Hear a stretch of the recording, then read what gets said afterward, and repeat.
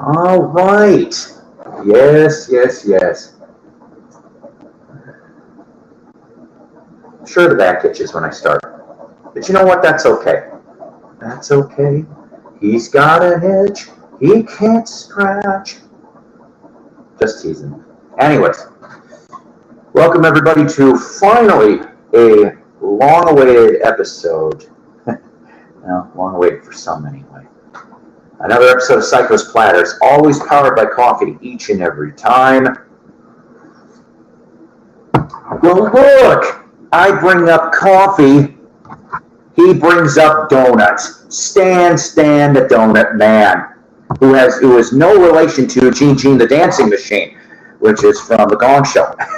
I miss Gene, that he's dead. Gene's dead. Hey, Dave, how you doing? Judson. Oh, what the? Really? You're calling yourself that now, huh? Instead, why, Hudson? Just didn't want to deal with the previous things you told me about? I don't know. Stan the donut man, I like that though. What's that avatar though? Let me see. I'm trying to see. Oh, okay. Somehow you should put a donut in this. Can you come up? Well, sure. Hang on a minute. I just got on. Hang on a minute. Okay. I actually would like you to come up because you'd be my first guest right now since I've done this mic setup, and I want to make sure everybody goes off and says to me that when I'm on other people's streams trying to do this, I'm echoing like shit, and I don't know what to do about it. See, because I'm in a tablet computer now as opposed to the laptop, all right? And so the thing is that I don't know what I'm doing wrong, all right? I can't go like with Rachel's shows. I can't turn the volume off on the YouTube video and then attempt to go on to StreamYard. It will not let me on this tablet. I don't get it. So that's why I haven't been on there on the tablet. Now, I could go on my cell phone and I won't have any problems, with the cell phone. That's what I did with Tim's Thrifty Music, who had his broadcast earlier with guests like Calvin Boaz and James Ono, Lennon, whatever the hell. I get all caught up. All right. How about this guy? Haven't seen this guy in forever. How you doing, Hudson? Back from the dead. Yay! I'm telling you. Good. I missed you, Hudson. I missed you. I know. I officially retired. From podcasting. What? No, you can't. No, you can't do that. I mean, you can. It's your choice and prerogative. But the VC world would be sadder for this. Sadder, Hudson. Well, I've got a lot going on. Oh, well, Hudson, why don't you just take a break? You don't have to give it all up.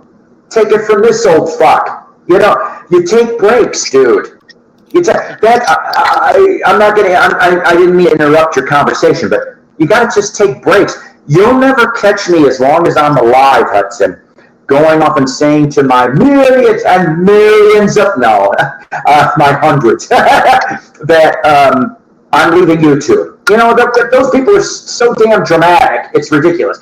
It's called just take a break, whether it's weeks, months, some people years. You just gotta give it time. Can you hear me? Yes. Can you hear me? I can't hear you. You can't hear me? See, this is what I was afraid of. You were the first guest I've had. Huh? Yeah, my volume's up, Hudson. Does the peanut now echo. My God, I can't win for nothing. I can hear you now. Okay. So, I don't know what I'm doing wrong. I really don't. I want to get a new laptop, Hudson. Then maybe I could do that mixed with get one of those Well, the gaming mics and the McDonald's. There you go. Maybe that'll solve some of the problem. So, like, I want to be a teenager. So that's why I'm. Okay. Hudson, I'm a moron. I didn't know you were a teenager. I mean, I didn't know how old. It was none of my business to know how old you are. But I get that. I totally get that. And I'm also a legislative.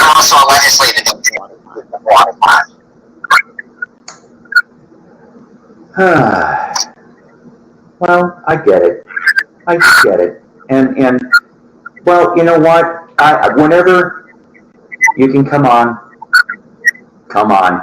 If you're not, do your thing, man.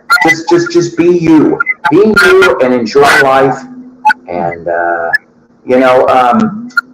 it's like this little world over here. I don't get to do this as much as I'd like. I would like to get to semi-retired, Hudson. I'll be 56 in September. Okay, and I don't know. I'd like to be able to do more of these. Obviously, I love dealing with the real world and people out there. I've done that all day today. This is my first full day out. I know you didn't ask for this. I've been ill, for like almost the last week because this all snowballs backwards. So my girlfriend needed a surgery last week. Oh, no. So, I think we were good until the day that we left the hospital, and that they put somebody new in the bed next to her, and this is all they did, like at least 75 minutes. And I'm going, you piece of crap. And honest to God, I think me and her, it just took a couple of days, got whatever the heck she got. And it was a stomach flu, blah, blah, blah, blah, blah, blah. We had the same symptoms, and I'm like, that twit. I understand you can't help getting sick, but if you're sick, give them their own room. That's all. So You still wear a mask in the hospital now? No, they stopped that March, just this March in Arkansas. And Hudson, I don't know what you're going to think about this. I know this does nothing really to do with this, but I got the coof 2 years ago. We all were pretty much going to get it. Most of the world already got it, okay? And, it's whoever's prerogative if they want to wear the masks or not, but you're talking about a guy who has got my immune system's decent. It used to be a lot worse. If you're going to get something, you're going to get something. That's all there is to it. And it all depends on how your build-up is. So, that's on, in a hospital. I won't wear a mask anywhere else because everybody's sick, and I don't have time to be sick. Absolutely. So that's truthfully great that you want to be a teenager. That's awesome. I'm trying to remember, Hudson. What was the last thing that I remember seeing of yours? Probably the interview with Brian Ray. That sounds right. Which is coming up on 2 years old. Damn. 2 years? See, time goes like that. Yeah. Yeah. And I live on the sidelines. I live on the sidelines, which is fine.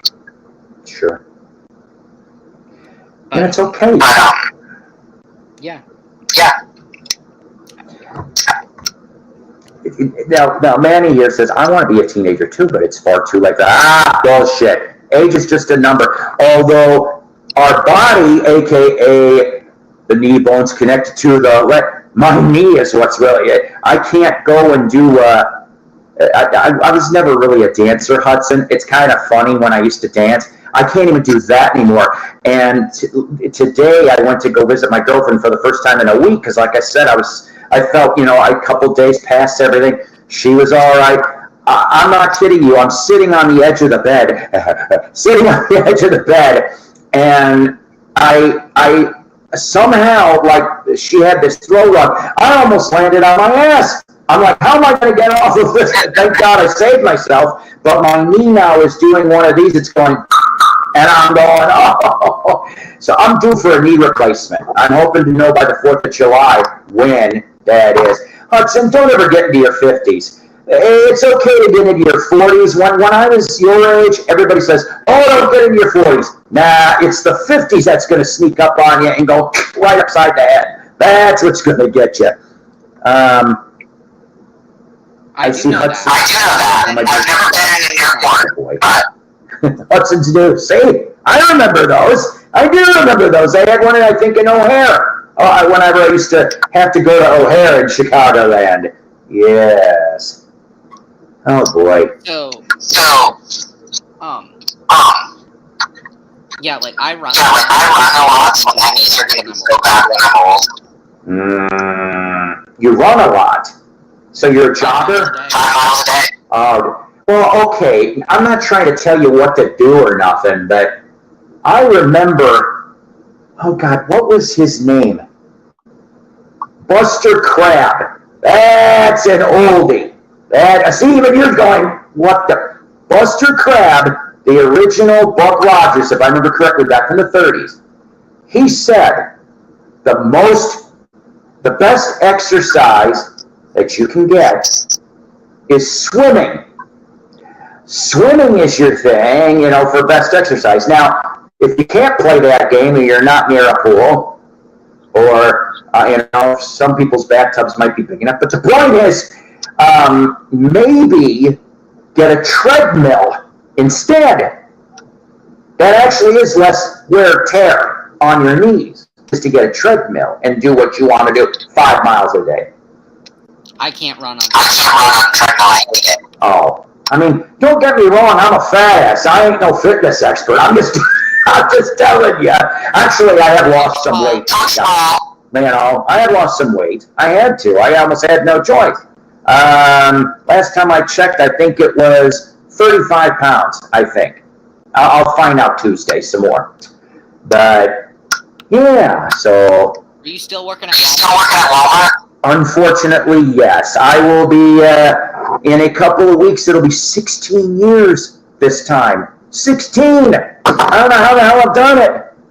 It's got to be that dumb responsibility streak in me, and I got to pay that jackass named Bill every month. Hey. I like the avatar. See, we're all, some of us are here. I know, the holiday weekend was a strange place to just put this video, but yeah, like I said, I already mentioned the last 2 weeks' events mixed with. I wasn't sure what Wednesday's going to pull for me. I got bunches of. I got all kinds of finds. I do, which I'll show in a little bit here. If you care to stick around, I don't know how long you have. So, yeah, I'm actually testing it. That's what I do for a job. You do what? No, I pass it. I pass it in-house. Oh, well, there you go. There you go. I'm getting paid $100 to watch Lazy Bob just sleeps all day. So anything from little Chihuahuas to big-ass Mastiffs. Oh, my God, Mastiffs. I had a friend of mine with a Mastiff. Oh, my. That thing needed a drool bucket about the size of a McDonald's Halloween Happy Meal container. If you guys remember the buckets. Yeah. That was gross, wasn't it? But true. All those things are slobber knockers, as JR would. Oh, man. So pet sit.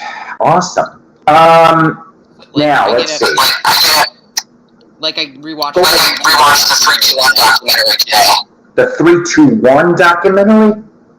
Yeah, the McCartney 321. Yeah, the McCartney 321 was the great. Oh! I plumb forgot about that. Since I got you here, though, I know you'll roll your eyes. This is the only Beatle-related thing I found. Now there was other Beatle-related books, but I wasn't going to pay the prices that they wanted on the Beatle-related books.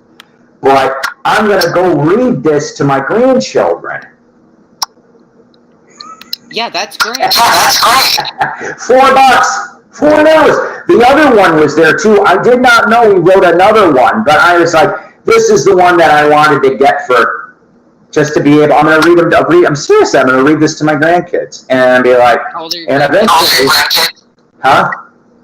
How old are the grandkids? How old are the grandkids? Oh, March was my 9th, Hudson. I have 9 grandkids, and they all range from a couple of months old to 10. Wow. Wow. So the 10-year-old ones are going, oh, I don't want to read that shit. But I could maybe do it in a very bad McCartney. Let's catch a line or two for a second. I probably would sound more like somebody else. Well, let's see what we can do. See, that's not McCartney. That's like Lennon. See, that's Lennon if he's reading this. Granddad reached into his coat pocket and took out a shiny compass. He gave the compass a rub and waved it over the postcard. The needle started to spin round and round. See the compass needle spin if the magic foam begin, and in a flash of magic, zing, bang, sizzle, everything changed. Hey, we'll have some fun with that nonsense. But yeah, they had, Beatles A to Z with Peter Asher, and I don't remember the other ones, to be honest with you, but they wanted like $10, $20 for some of those books. I'm like, I'm like, if I want to pay that price, I'll buy them online. At $4 for this, I thought was worth it. That's one of the things. That's one of the things I miss about podcasting is getting all the free buttons. I wish, Hudson, you guys were lucky. I don't know how you, and it's none of my business, and I'm not going to ask how you guys managed to hit the sweet spot in that stuff, okay? I will say this, and I don't mind, this is no secret, I guess, really, but I had, for maybe about 2-3 years, I had one company give me things because I'm like, but they knew that I'd be honest in my reviews. And I don't know what happened. I didn't do anything wrong. And I'm serious, both can swear. And I figured after the last batch, I think it was last year, late last year, I reached out like I usually do and suggested and heard nothing.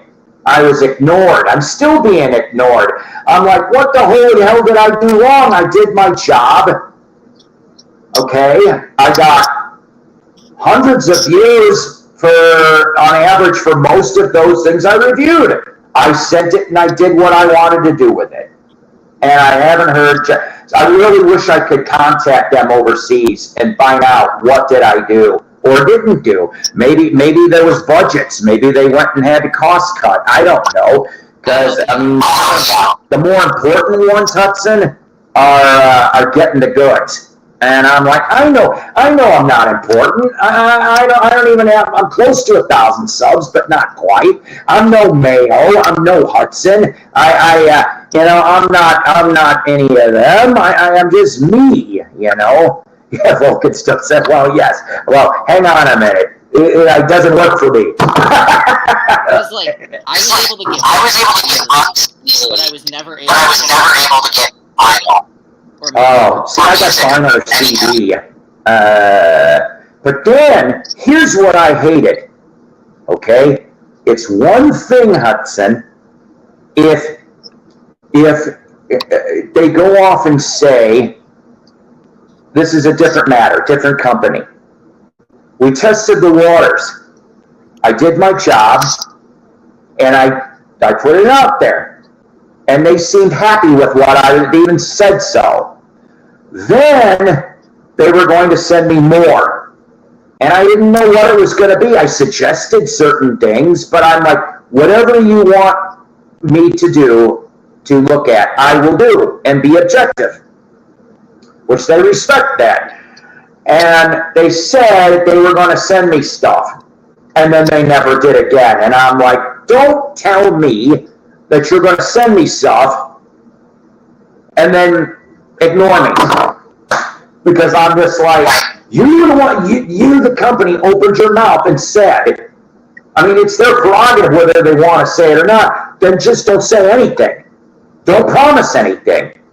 My grandpa, when he was alive, rest his soul, he's been gone 33 years, always told me, here comes my bad grandpa impression here.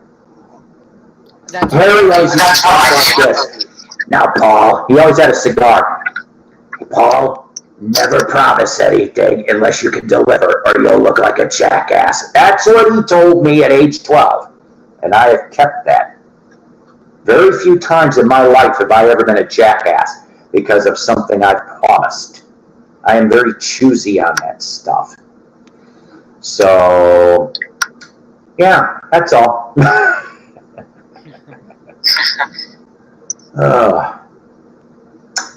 Yeah. But yeah, I mean, the Beatles thing is so fun. It's such a good niche in the VC. It really is. Because let's face it, there will always be an audience for the Beatles. That's all there is to it. And as long as some of them are still alive, we'll have things to talk about.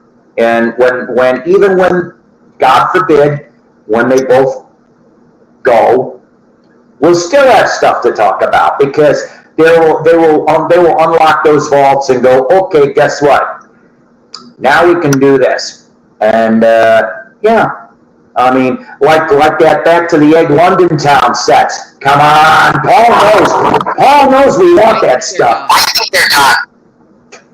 What? I think they're done with the set. I think so too, unfortunately, which is sad because sure, nobody wants to hear 42 takes of Morse Moose and the Grey Goose. I don't want that, but I know that there's outtakes from Back to the Egg that I'm told that are halfway decent. I want to hear them. Damn it. That's one of my favorite albums that I don't think gets enough love. Yep. And I don't know. You know, Hudson, have you gone off by chance? I know you're a busy man. Checked out any of my Jukebox from Hell sub-series on Psykos Platter? I think I've watched one. Now, Ringo's Old Wave, we tackled that early in the season. Season 2 coming up, it will be in June. I'm not sure when I'm going to roll it out, maybe about Father's Day. I think I'll roll out the next season. So episode 1 of season 2 will be 1982, George Harrison's Gone Choco. We're going to do that for the next, every Beatles going to get picked on once. Because as much as I love the Beatles, solo-wise, each one of them has done at least a half turd, okay? And so, but maybe that's not fair. I know some people were commenting, hey, don't make fun of extra texture. Well, I'm not going to make fun of extra texture. I'm going to make fun of it. Actually, after I examined some more, there was some tracks on Gone Choco I like. Not everything, but we will get into that. Pipes of Peace. Is my favorite. I despise that album. You despise that album? Oh my! I love Beatles, but with some of these channels, you'd think they were the only. Yeah, I know, I get it. I do get that. Chat disconnected. Oh boy.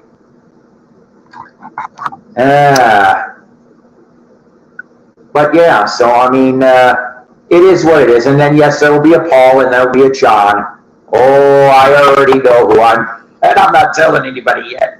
That'll be for probably season 3, because I've got season 2 just about mapped out. I do them in 10 episodes. A couple of people watching here gave me some suggestions. There was a notice, chat disconnected, then it instantly reconnected. I'm not doing anything here. I do not know what's going on, but I am getting sick of the tech gremlins. They never used to. Huh? Get a MacBook. I am not an Apple person, but what's that got to do with anything? What's a MacBook for this? They just work better at everything. Oh. Well, my girlfriend swears by Apple. She does. I'm one of those people. I'm one of those people, too. But yet, her trying to deal with her iPhone is something else. I love her. I do, but I can't figure it out either. I mean, I used to be a little more technically proficient. I'm lucky I can do Android stuff. But I mean, you know, she's 70, and I mean, you know, I can get it. I understand. Not that that matters. Age is just a number, ladies and gentlemen. Paul, I have a suggestion. Shove it up your... No, I'm kidding. Why not do what some of the other live streams are doing? Interview people so the BC can get to know them better. Well, you know what? Maybe down the line I will. But I also want, you know, I mean, I want to get this, these technological bugs out of the way, because I have 3 or 4 musicians I want to interview. See? I'll do all of it. I don't mind. But I have 3 or 4 musicians. We'll use the old-timey word of Rolodex. In my Rolodex, that they are willing to come on here and yippee-yap with me for 30 minutes or an hour. And I really would like to do that. I am Hudson. When I used to do radio, okay, I had a handful of times I got to do that. I talked to different people, and I enjoyed it. The one that, to me, I'm so mad about, that was the day that in this radio station I worked for in the 90s, well, no, 2000. The board was from the late 70s, early 80s. Oh, boy. So, I mean, this board could get freaky. And I had this, you know, like I said, I used to be able to either tape interviews or I'd phone them in, you know, get phone calls. And then we'd do it live. And have you ever heard of a band called Bad Boy? They're from the 70s and they still go. Huh? I've heard of them. So, Bad Boy was going to play a gig near my college that I was going to. And so I called the management from Atlanta. I don't know why they had management down in Atlanta, considering they were a band from Milwaukee. But whatever, I digress. And so they, for the last 30, 35, 40 years, they had a dude, and he's still singing with them, named Zeno Hogan. Zeno is the original lead singer of Cheap Trick, before Robin came in 76. So a year before that first album, Robin comes in. From 74 to 76, it's Zeno, Rick Nielsen, Tom Peterson, Bunny Carlos. That's who it was. And Zeno, and even Rick admitted this, Zeno was the one who invented the name Cheap Trick for the band. So I figured we're going to have lots of fun. We're going to talk about Cheap Trick stuff, Bad Boy stuff, and all the days the board wouldn't damn work. Pissed me off. I couldn't get the live feed to go. I ended up having to talk to him on the phone as I'm playing from the latest CD they sent me, and then I told him where the concert was at. That was like a disappointment to me anyway. But Tech Gremlins, I've always hated Tech Gremlins.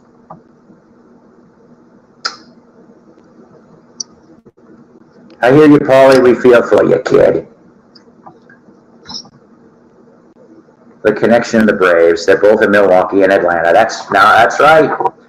My dad used to go when they were in Milwaukee many, many moons ago. But are you still doing anything Beatley anyway? Are you keeping that up for yourself? I still buy everything. That's cool. I can't afford much. I'm trying to remember the last. I know, what is it? Ringo's got another EP coming out. Again, I didn't buy the last one because I wasn't a big fan of the last one. I think I liked one song on that whole EP, number 2. Now, number 1, I think I liked 3. I liked 3 out of 5 on that first one. Zoom in, zoom out, whatever. I feel like Mark Hudson is repeating himself over and over. Yeah, I could see that. Remember, boys and girls, McCartney 3, strong EP. That pisses off some people. But it's true. It's true. I would rank McCartney 3 in the top 10 McCartney albums. You know, I don't, Hudson, I'm not going to lie. Oh boy.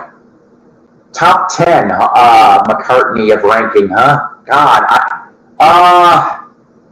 I could tell you what would be in the 10 list, but I don't know if I could tell you an order. Obviously, Band on the Run. I love that album. Always love that album.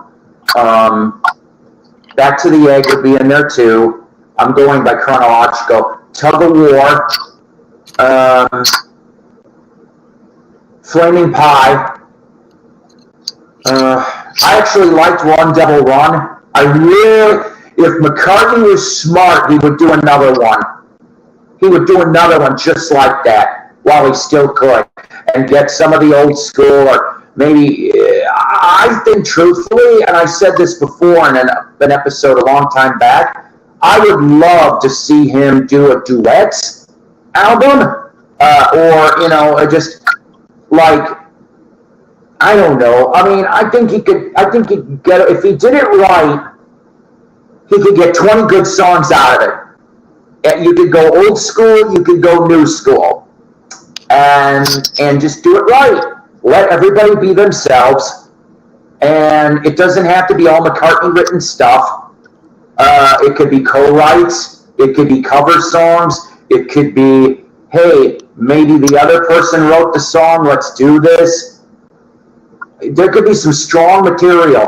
He's got the pop. I still think he's got the voice, okay? I think he does. Live, maybe not so much anymore, but I think he's got one real good album left in him, and I think this for the last one, I'm sorry, I think the next one should be the last one. I think that he could do it. And if he did it that way, I think he could have some good, memorable stuff to close out his career on. That's all I'm saying. I will say this.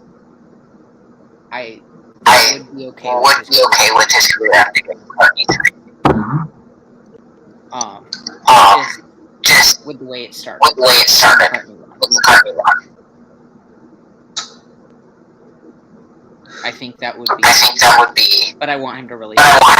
Another album. Yes, I do. I have a feeling this year it could happen. Yeah. How much you think's in that vault left? Because I think there's a lot. Yeah, me too. I don't really think. I think when he did those deluxe editions, and I've got a couple. Okay. It was kind of scraps. Now, except for. I do have the Flowers in the Dirt one.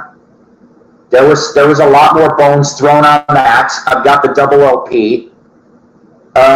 And oh God, what's the other one? I think Flaming Pie. Didn't that have a lot of extras too? But yeah. I mean, I understand. Yeah. I don't want vault scraping either. Okay, it's just if it's in there, like okay. I know I'm meandering a little bit. What I need to get, and I'm sorry I'm bringing up this name, okay, but it's for an example, okay? That Denny Lane album that he did on Tacoma in the 80s, where he had, and I'm surprised that these came out. I'm surprised Paul allowed him to do it. But I think there was like 4 or 5 unreleased songs with McCartney and the gang at the time. And I'm going, holy crap. And I mean, they weren't great songs, but I'm going, this is what I'm talking about. That's when we knew that there was other stuff. At least for me anyway, okay? Japanese Tears. That was the name of the album. That's it. On Tacoma. And I had that. I found that at my record store because my buddy Skip, he would buy anything Beatles for the store and anything British Invasion. He was kind of like that. And so I found that, and I'm holding this in my mind, like, what the hell is this? And I bought it, and it was an all right album. But I'm like, holy crap, they opened the vaults, and just a little bit, enough to go, there's some stuff in there. And then they closed it. So, I think we are never going to get everything. All right, how about this, Hudson? I've brought this up before in theory. All right, it's been 1 week since. No, I'm not going to sing that. It's been since '96. All right, we need a reissue of the anthologies, all 3 volumes. I still think there's enough for a 4th. I think you could stick a 4th volume. Yes, thank you. What do you think should be on that 4th that has not gotten put out on those 3? everything. Everything that isn't there. Well, that's what I'm saying. Now, I am glad that with the Let It Be set that came out, which, okay, guys, I only have the double CD. I can't afford anything more than that, although I tried to get that 5 LP. They price dropped that sucker on deep discount. I missed it by that much, and I'm like, shit, because I would have paid that price for it. And I'm just like, it closed the door. I'm like, son of a... So, other than that, which obviously most of that's already out there now. It's out there in the ether. So, we got the few demos that they found over the years that John has done of some of his songs. So we have some of those demos. We've got... Yes. I don't care how good or bad it is. 14 minutes, I'm told. I don't care. I want to hear it. And I don't know why McCartney, I think it's McCartney, is like, and I'm going, come on, man, as Joe would say. It's been a long time. It's been a long, never mind. So the thing is that you got Carnival of Light. Let's hear, and I know you're going to roll your eyes on this one, let's hear the 28-minute Helter Skelter. I want to hear it. That's 42 minutes right there. I'm like, come on, we can do that. There's Apple has in their possession Memphis 66 with the firecracker being thrown. They own those tapes. And, oh boy, this is going to be a doozy. Now, I can't 100% confirm, but I have read in different forums that Apple has the Hong Kong 64 tapes with Jimmy Nickel on drums. Yeah, I want those out. I want to hear Jimmy. I'm curious. We know what Pete can drum. We obviously know how Ringo can drum. I want to hear Jimmy. And he was only there for what, 14 shows? Maybe, give or take? Yeah. So, I want to hear that. That is enough, at least for a double disc. At least. And yeah. So, there is some more. Yes, you know what? I have a bootleg. My buddy gave me a bootleg of the ABC TV 65 black and white. Ed Sullivan introducing him. Now quote me if I'm wrong, Hudson, on this. Okay? Didn't the Shea Stadium show was legitimately released in Japan once on Laserdisc through Apple?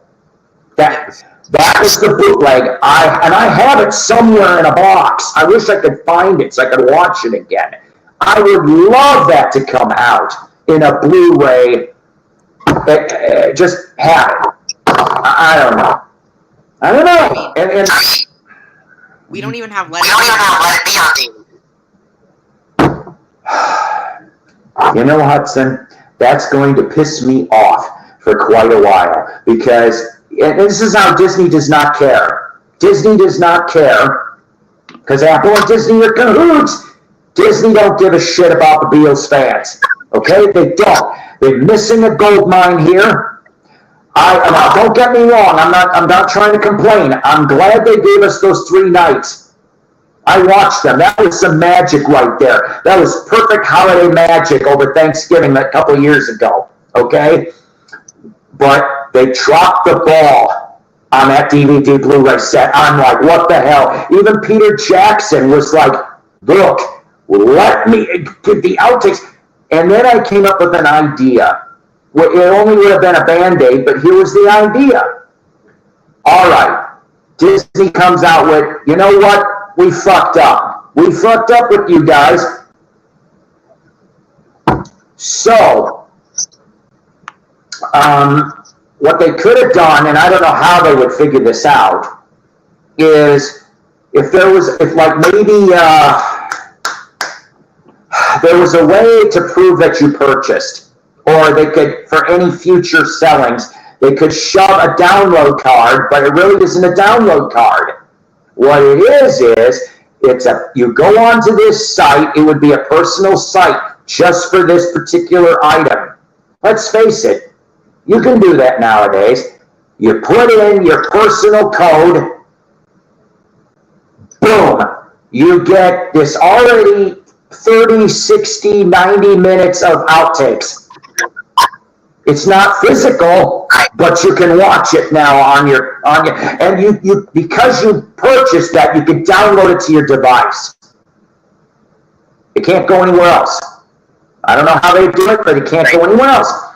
I think that would have been something. Then they could have fixed it, but they screwed this up. Yeah, I know, because Disney's losing money anyway. It doesn't matter. I used to like Disney. I did like Disney until about, I don't know, early to mid 2000s, and then they started ticking me off. I got kids and grandkids, but we're not going to go there. But that's how they could have at least fixed the boo-boo on the Beatles Get Back scenario. You know what? I appreciate the 5 people watching here. I know it's Memorial Day weekend. I'm going to keep up these broadcasts anyway, because I miss Hudson, and then everybody can see Hudson. I know. And you sound big badass.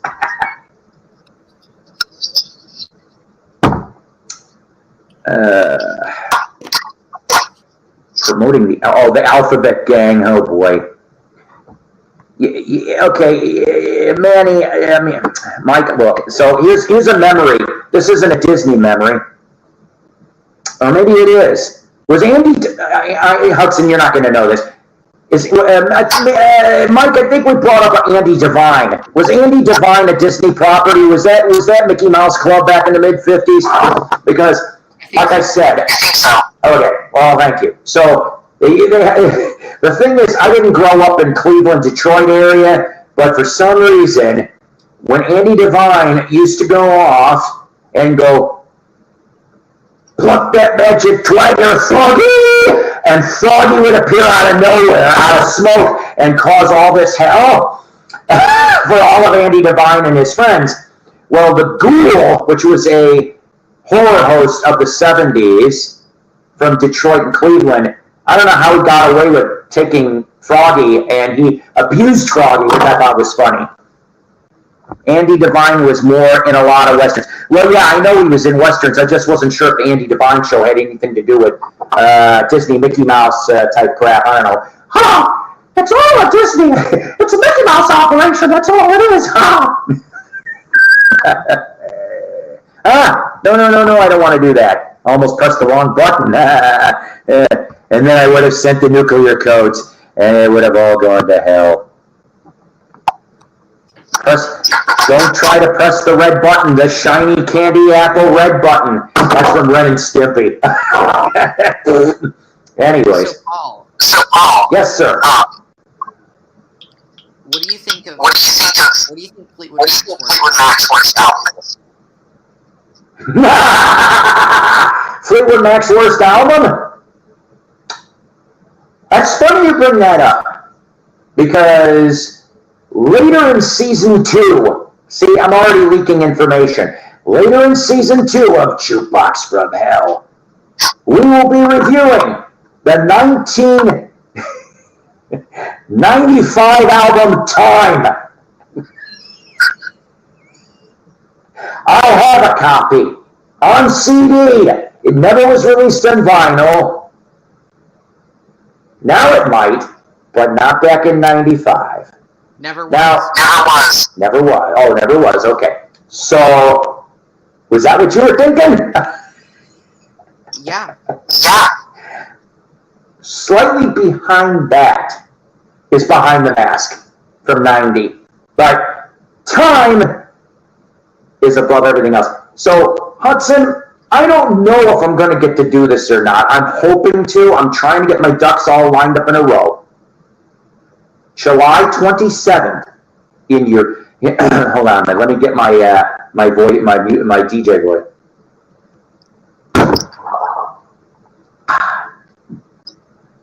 Thursday, July 27th, Eureka Springs, the Auditorium. An evening with Dave Mason.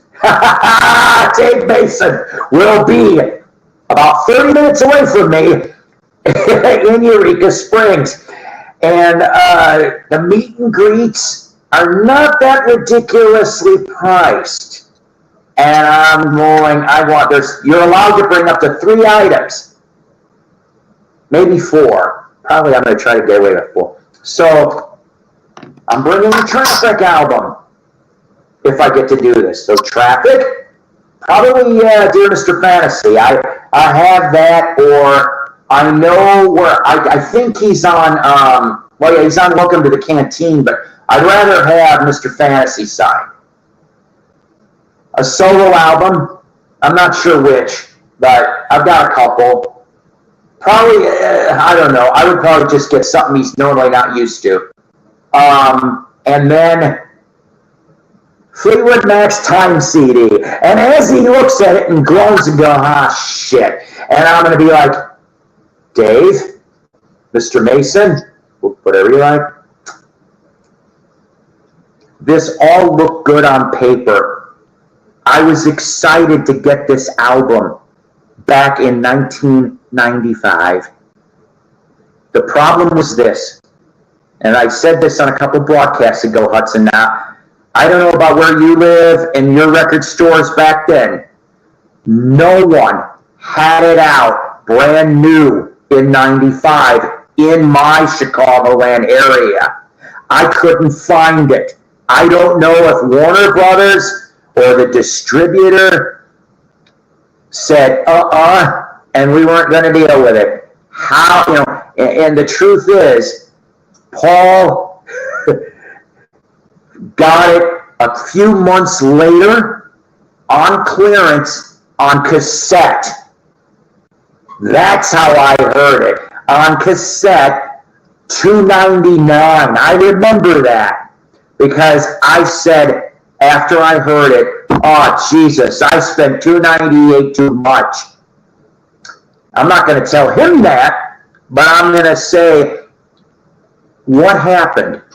Because it's like, you are rock royalty. You have been there since the mid-'60s.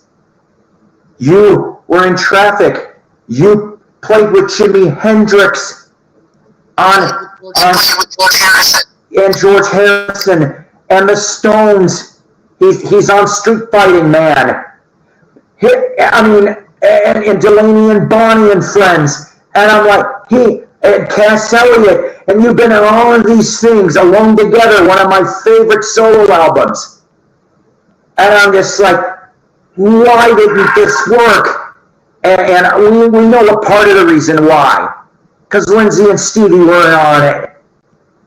And I'm just like, let's go back a little bit to the Tango of the Night tour when Lindsay walked away. And I'm like, that was very unprofessional, by the way. I'm a big Lindsay fan. He shouldn't have done that. And I'm like, that was the first strike right there. It's like, you don't go at the night before a tour and say, I'm doing it. I don't care who you are. That's a big douchey move, okay? You want your solo career, great, fantastic. You give warning. You give a month or 2, if you can. The only way you walk out is if you're so disgusted and everyone else, you cannot get along. That's happened before in rock. And in any music genre, you don't go the night before the tour and go, I'm done. And then they have to go to reschedule shit and then get Billy Burnett and Rick Vito. And there's your thing, right? So, yeah. So, but as long as you follow from the greatest hits, that's a good song. That is a good song. Good Christine song. Christine was the MVP of that band. I don't give a shit what anybody says. But here's the thing. Hands down. Yep. So that time record, those are the only songs are the ones that Christine wrote. And it doesn't even save the record. It's just like, they should have, it wasn't even a strong EP, okay? I'm just like, with Warner Brothers, and I think Mo Austin was gone by then. Like right in the middle of that album, he left. Because if he was still around, Mo would have turned around and go, listen, this whole record's a piece of shit, do it over. I will say, I don't mind the opening track on this. I like talking about it. So here's the thing, Hudson. So they toured on that album. They did. And I should have went. I really should have went to be like a fly on the wall on this. Because, firstly, I don't know if it was a co-headline or I think Foreigner opened. Foreigner opened in Rockford, Illinois, Davis Park, 5,000 people. That's the max. I don't know if they got 5,000 that day, but I remember it was Foreigner opened for Fleetwood. Foreigner was just Mick and Lou because they just came off of the, in my opinion, underrated and future Jukebox from Hell episode, Mr. Moonlight album. So they were out there. So you have the crux of Foreigner, okay, along with a couple other people.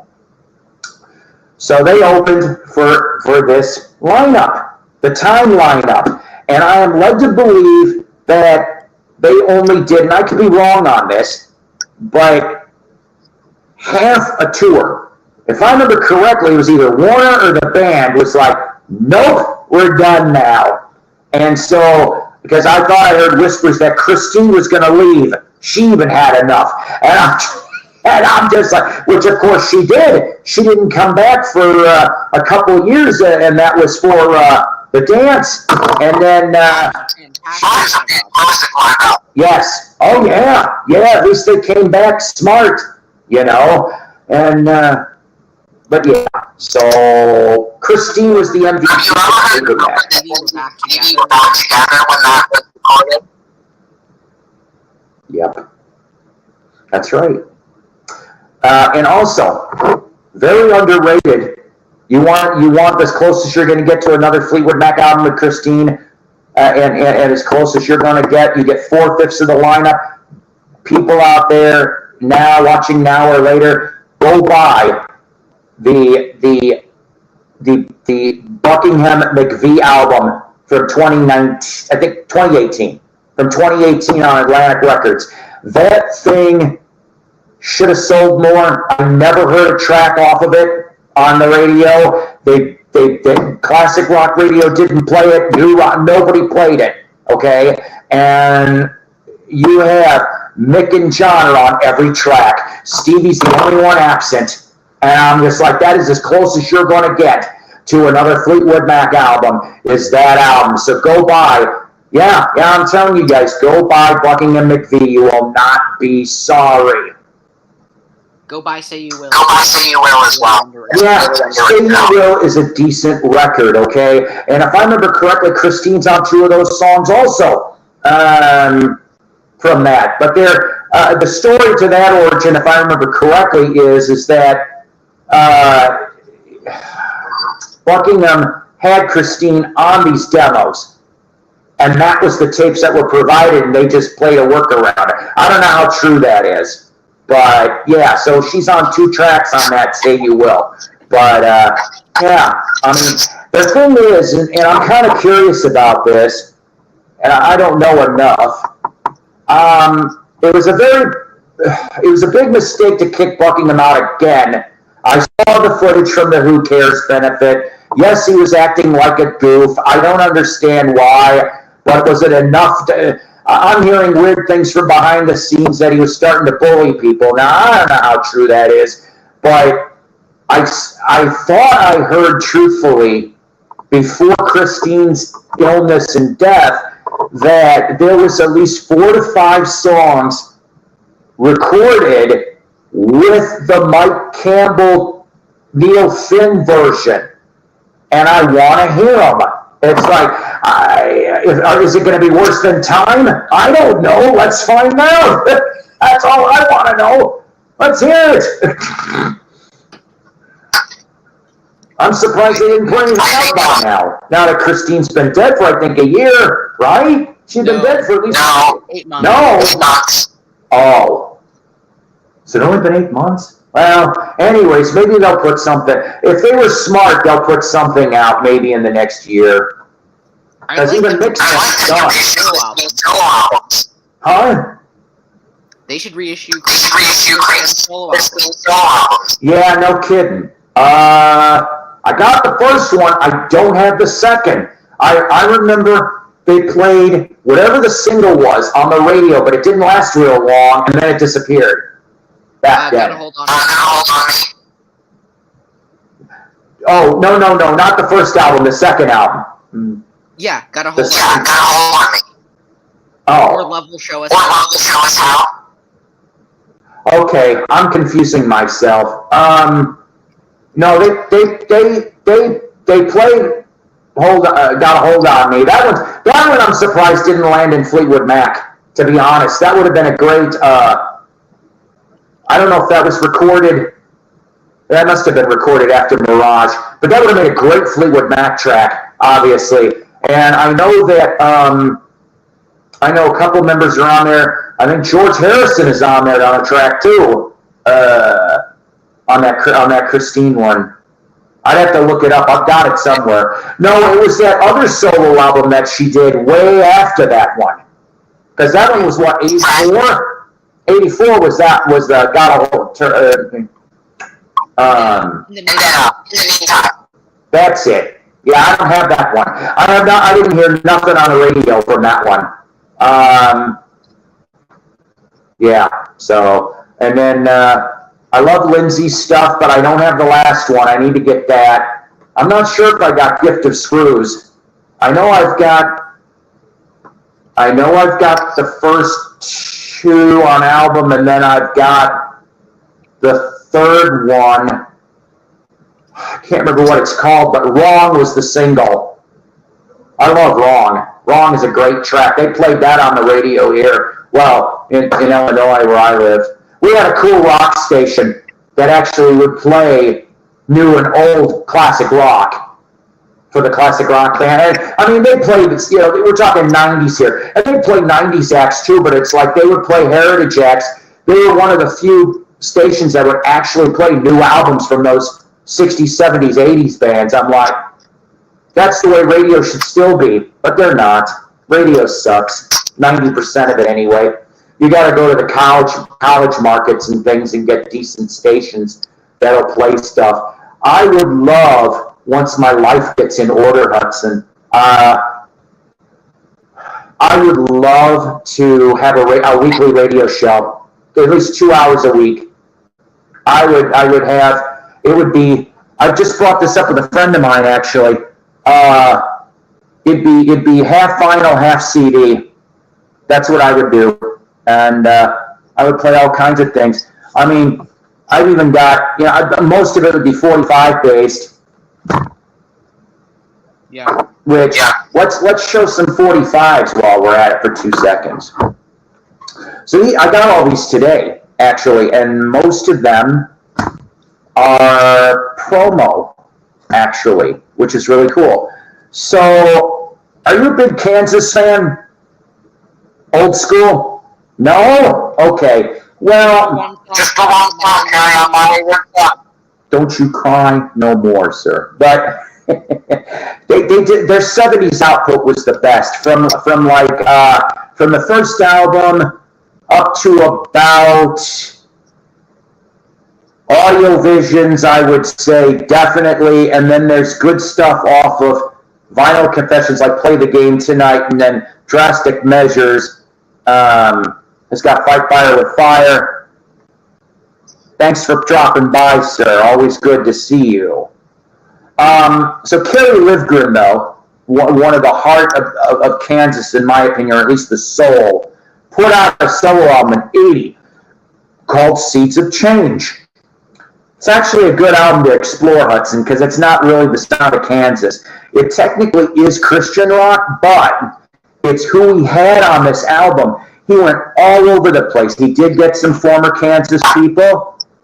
He got some people from Ambrosia. He got some people from Jethro Tull. And then the single that I have here, which I didn't even know that they put this on a 45, in Mask of the Great Deceiver, was a single from Seeds of Change. Who sings lead on this track? Oh boy, Ronnie James Dio. Ronnie James Dio, who was in Black Sabbath at the time, cuts 2 tracks for this album. This is one of them. Whiskey Man was the other. And if I remember correctly, on drums on this track is Barrymore Barlow from Tull. So you get a member of Rainbow and Black Sabbath and a member of Jethro Tull on a Kerry Livgren solo LP. Now, it hasn't been reissued on vinyl. There is, on Kirshner Records, you'll have for your vinyl, and they reissued it on CD sometime in the 90s. But to find this on there, they even screwed this up on the label. That's even hilarious. It actually says, from the Kirshner album, Seeds of Chance. That is not even the right name. So, Andre Simone, living in the new wave. Andre Simone has loose connections to Prince later. Well, that's right. That's right. Yeah. And all of these are near minty. Now, this one here, though, okay, this is promo too, but I know you're going to be like, what the hell? So there was a one-off band out of Tennessee called Vince Vance and the Valiants, okay? And in 1979, 80, 81, he used to play this in the bars, and it got so much airplay, they cut a record, and it's called Bomb Iran, which went to the tune of Barbara Ann. It's topical, and it's probably not right, but it doesn't matter. Here we are. So this one here, all right, I love this album, but I didn't know that for Total 4 they made for Make Believe off of Total 4. I'm used to Africa. I'm used to Roseanne. I'm used to I want you hold me back now. But it was specifically made promo 45 on a promo sleeve.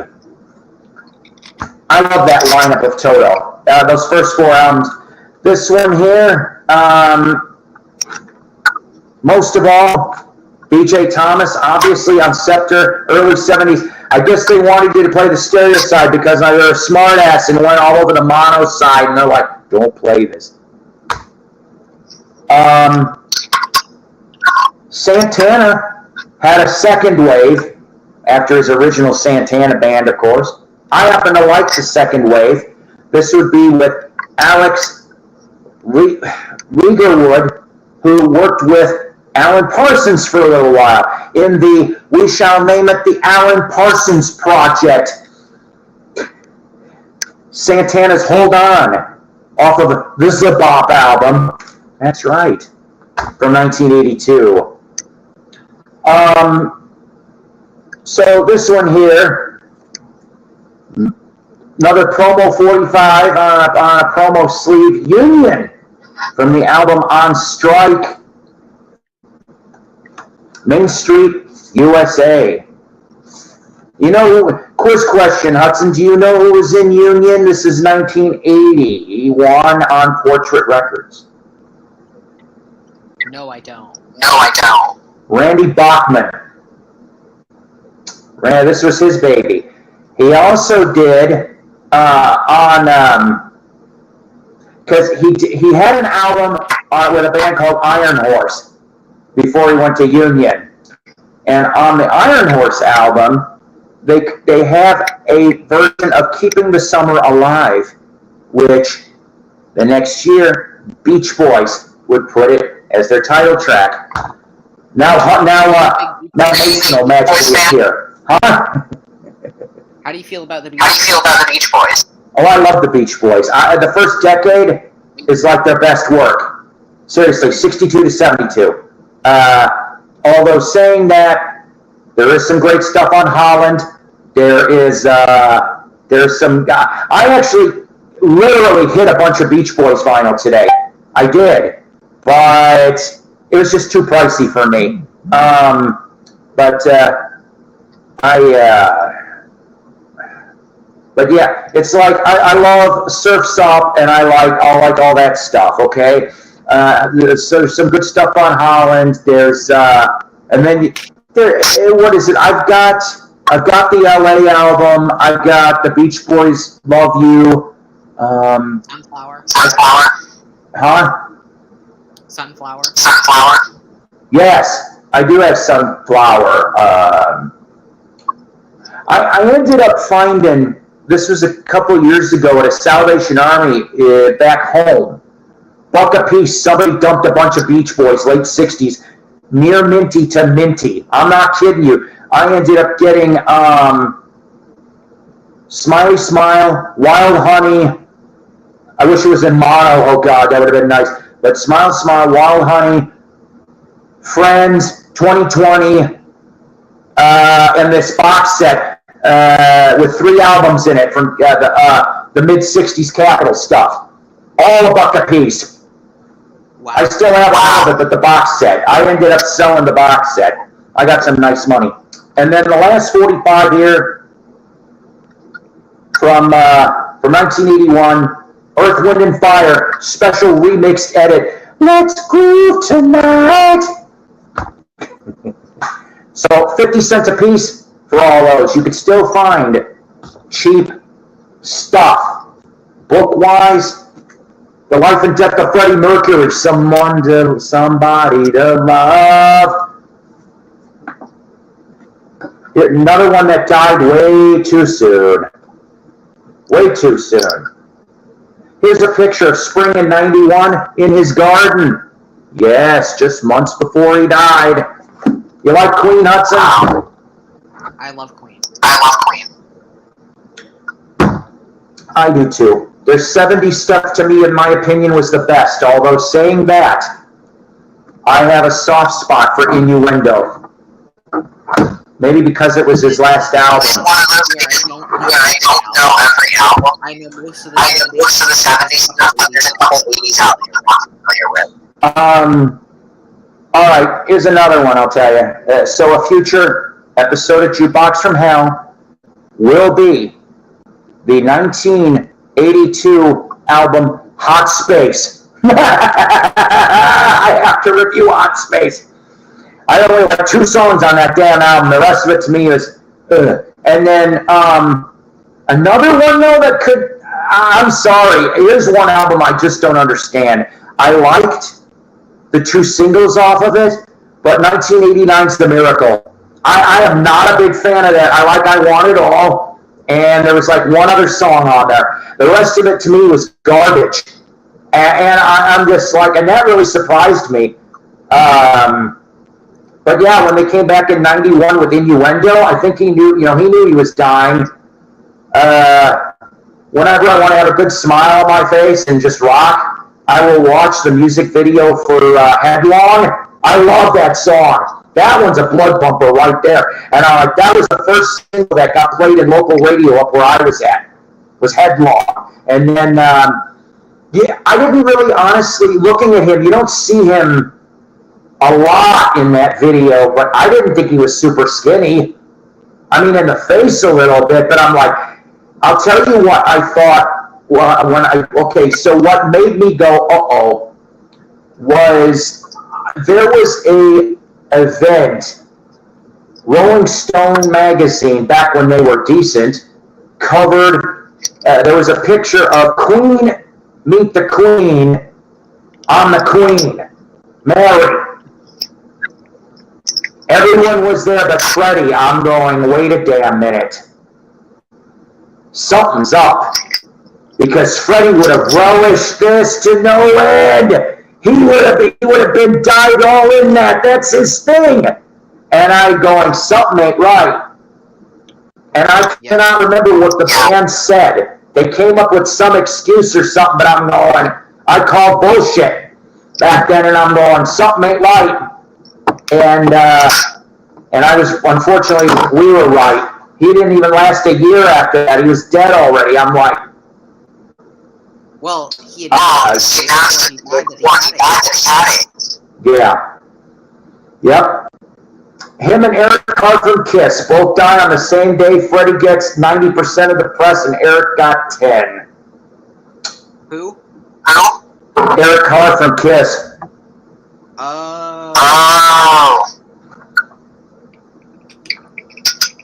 Sorry, I haven't read the comments. Fire Holland is where I stop regarding the Beach Boys. Well, I get it. I totally get it. There's a couple tracks on Keeping the Summer Alive I like, but most of that's just you know what? Maybe. There is actually crappier albums than that. I've been researching about Frampton. That is true, though. You know, I mean, God, I remember when that came out in '78.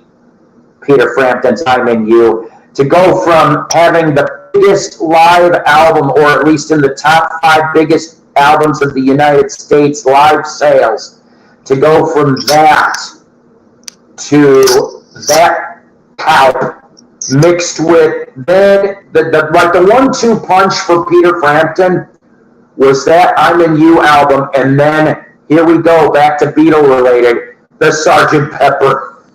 Oh, the movie. Oh, God, the movie. Oh, that thing's so, God, no wonder why none of the Beatles wanted to touch it. At least they made money off of it, and the album did great. The album's a great album. I love that album. The soundtrack was beautiful. That movie, not so much. That almost ought to be a jukebox from hell all by itself, eventually. But see, that's not a record, that's a movie. I'd be lambasting the movie, because I'm not gonna kick the soundtrack. The soundtrack is great. Well, not great, but it was, I like how they did things, like Earth, Wind & Fire with Gotta Get You Into My Life. I like the way they did that. Aerosmith's Come Together is different.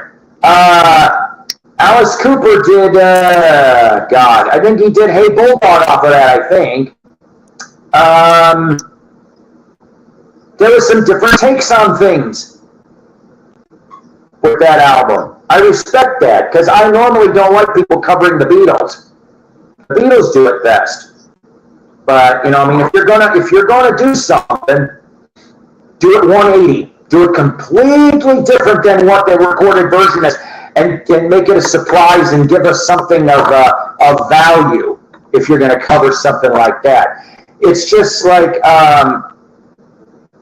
I don't know, there's some songs out there. I've said this in Jukebox from Hell. I've said this on my live streams. There's a majority of times that cover songs really aren't better than the originals, but there is some exceptions. I am a huge Badfinger fan, for example. I love them. I hope to ever meet Joey Milland. Okay, I would love to see him perform, since he's the only one left. And Bob Jackson, if you want to count that too, but he probably won't come over here. But Without You, I think honestly, even though I like the Badfinger's version of Without You, okay, Nielsen did it best. It was beautiful. It's poetic. It's wonderful. That album cover. Huh? Twist and Shout's a cover. Well, yeah, but that's what I'm saying. But the Beatles, to me, made that better. I'm not saying that.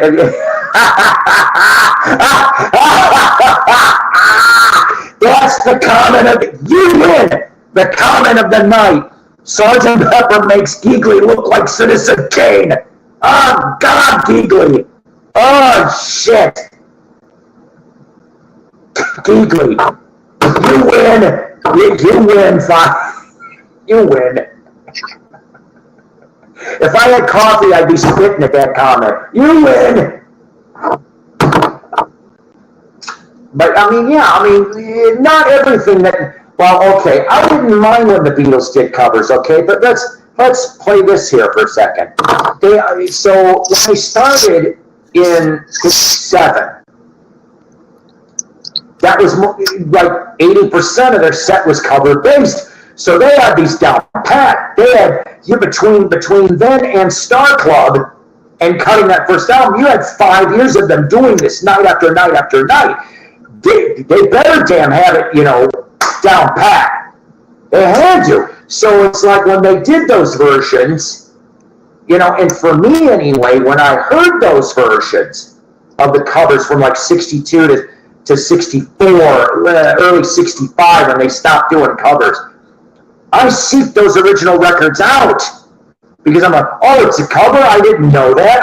I'd read the liner notes and stuff and go, oh, I need to look into this. And that's how I would explore looking for those originals. But, I like the Beatles versions a lot better. Twist and Shout and Boys. And I actually like, even though I'm a huge Buddy Holly fan, I like the way they did Words of Love, Waiting in Your Ear. I mean, I just like the way the harmonies went on that track. And it's, and I think that's where, they shined, other than their original material. And I bet you there's even a little bit of that in the vaults too, that we never got. It's like, we recorded this, but unfortunately, the rights clearances are ridiculous. We'd have to pay so much money, so we left it in the vault. There could be one or two of those. That'd be all right. But you see, their repertoire was all over the place. They could cover everything: pop, R&B, soul, country. I mean, they could do it, and I can't say that about too many bands. For God's sakes, At least for covers. Oh, they. I am unfortunately going to wrap this up, guys. I do have to take care of, I'm going to have a little bit of dinner. I got to make a phone call, and then I got to go back to work tomorrow. I don't want to, Hudson. I don't want to. Huh? What's on the menu tonight? It's called microwave White Castles and some chips. I know, such a healthy dinner for such a guy like me, but I'm lazy. I went off. I don't always do that. Do you cook at all? Huh? Do you cook at all? Oh, hell, I know how to cook. Once in a while, I'll cook myself some chicken, or I'll go off and make myself veggies and stuff like that. I know how to do that. Thank God. Back in my day, Hudson, when I was in 7th and 8th grade in high school in the late 70s to early 80s, we had a class called Home Economics, and we had to learn how to cook and balance a checkbook, and we had driver's ed where we had to learn how to drive a car. They don't do that stuff anymore, Hudson. I don't know why. I had to take driver's ed. Did you? Well, you're in the minority by now, because they don't do it here in the school district here. They did teach cooking. I was happy about that. And I would teach my kids anyway how to cook. My two sons are excellent. My oldest daughter, excellent in cooking. Thank God, right? So the other one, he could probably eat chicken sandwiches all his dang he wants. But yeah, it's like why they didn't put driver's ed, I don't know. All my kids, I don't know if it's my fault or whatever, but half of my kids, Two of my 5 kids don't drive. Now, one of them right now, I understand why they can't. The other one, though, I'm like, you're 26. Come on, man. But he doesn't live with me. And he doesn't, I don't take him around. I haven't had to do that for a year or two. But I'm like, come on, man. Well, it's even funny, nobody in my grade knows how to drive a stick shift. Oh, I'm not good at stick shifts. You'll hear if I tried to drive one of those. It's got to be automatic or nothing. I can't. I tried the stick with non-hilarious results in the 80s. Oh, so you had one? Well, no, my dad, he had this piece of crap Vega, Chevy Vega. Oh, God. They discontinued it. After he bought it. I'm like, oh, Chevy knew what they were doing, or Chrysler, whatever the hell. And so he was trying to teach me. We went around my little subdivision, if you will, dirt roads, 20 miles an hour. They weren't running like a bat out of hell, and I kept grinding his gearbox after about 5 minutes. He goes, no, we're done with this, and I'm like, okay. That was 1984. My dad was on a stick shift like 2 weeks ago. I had a 71 Impala, is what I learned how to drive. Those were gunboats, but boy, were they sturdy. Oh, were they sturdy. I miss the 70s cars. I know they're gas guzzlers, but you had lots of room.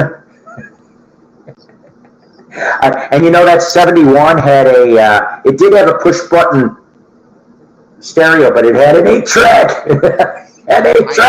I know. My mom's car doesn't even have a CD player. Yeah, see, my car doesn't have one either, come to think of it, but I do have one to put in my next car. If it turns out it doesn't have one, I know somebody that'll put at least a CD. But it might be a CD cassette, come to think of it, I think. I haven't looked at it in a while, because... How old's your car? Well, the one I got now is, unfortunately, 20 years old. I'm poor.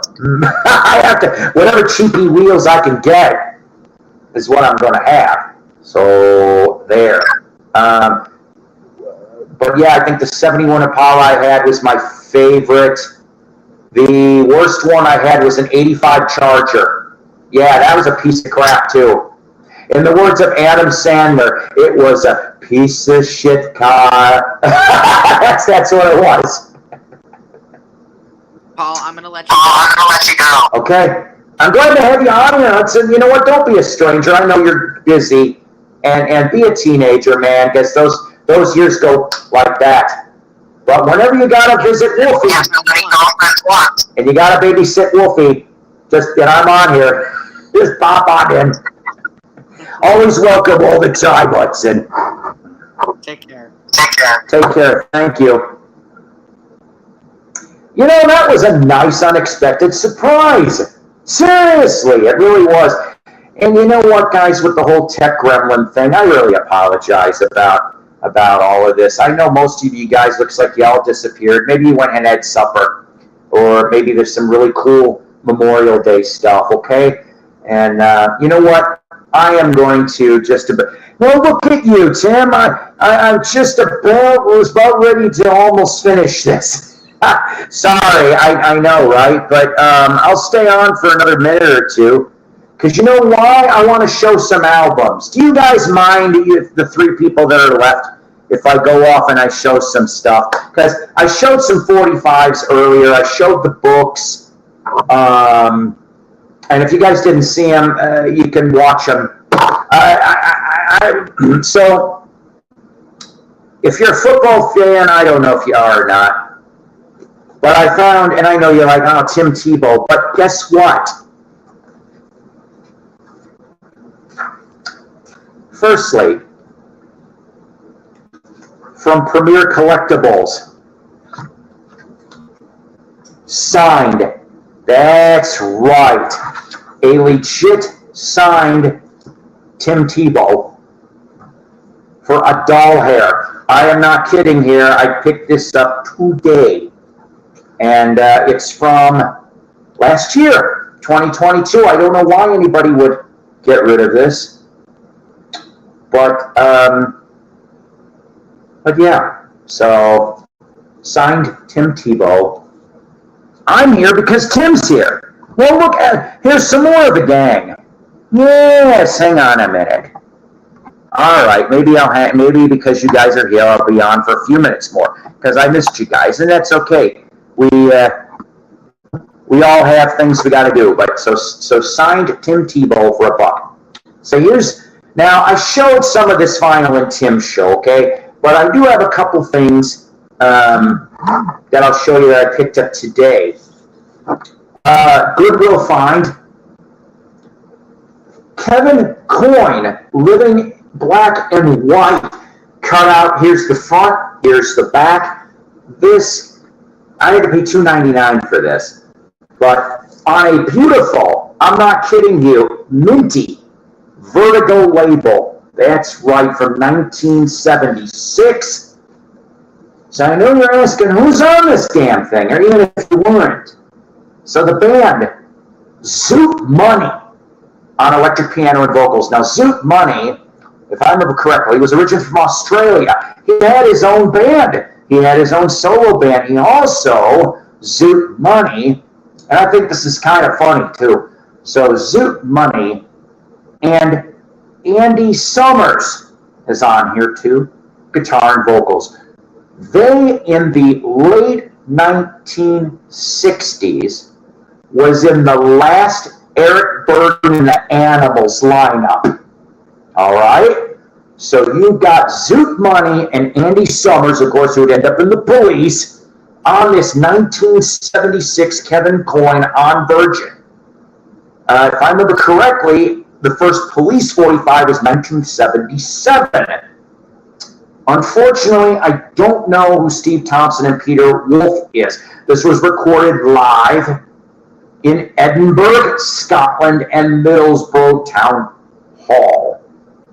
So pretty cool to find that for $2.99. This one here, is it a coloring book?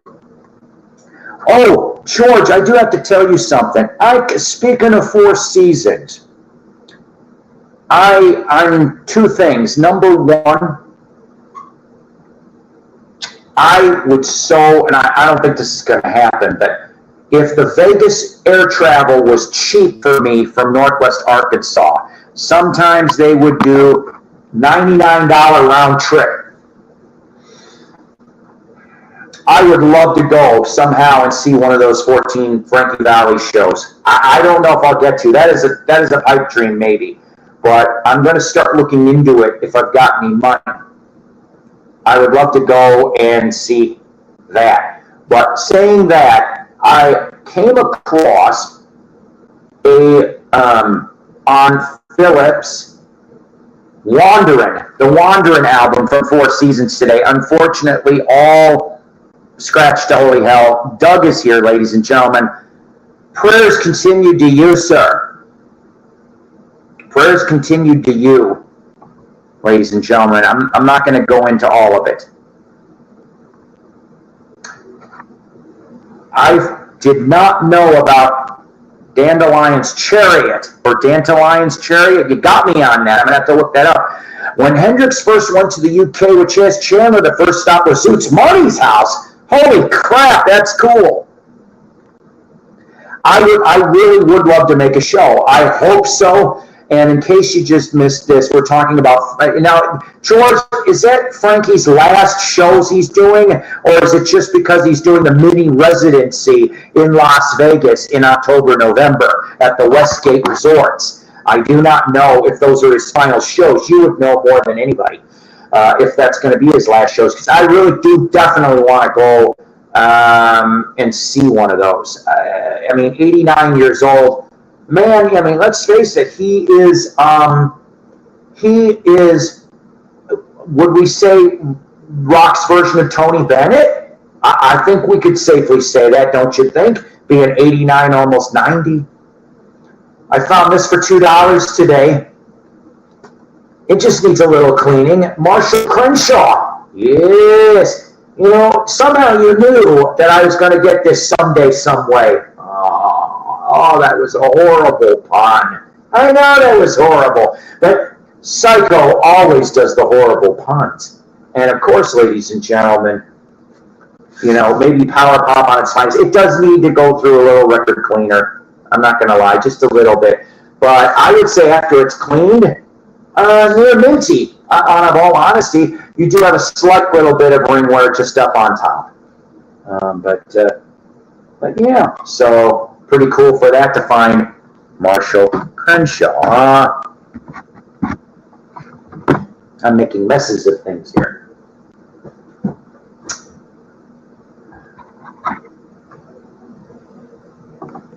Oh, okay. All right. Cool. Good. They went looking for a lefty guitar. It went up for auction 5 years ago, the guitar. That's cool. This past Saturday's Valley show, he had the entire, I bet he did. Hit after hit after hit. But yeah, finding that copy of Wandering, I'm like, I never found that. All right. So here's I showed some of this. If you watch Tim's Turkey Music, you're going to have seen all this stuff, all right, in either the previous show or now, okay? So in the Shrink from 1967 on Decca, Cake, there was a three-member ladies girl group named Cake in 1967 and 68 on Decca Records. The blonde in the middle, unfortunately, is the one that ends up with the tragic outcome back in the early 80s. Go look up Cake, you're going to know what I'm talking about. They ended up doing a Smothers Brothers show appearance. It actually is pretty decent. Decent cake, if you will.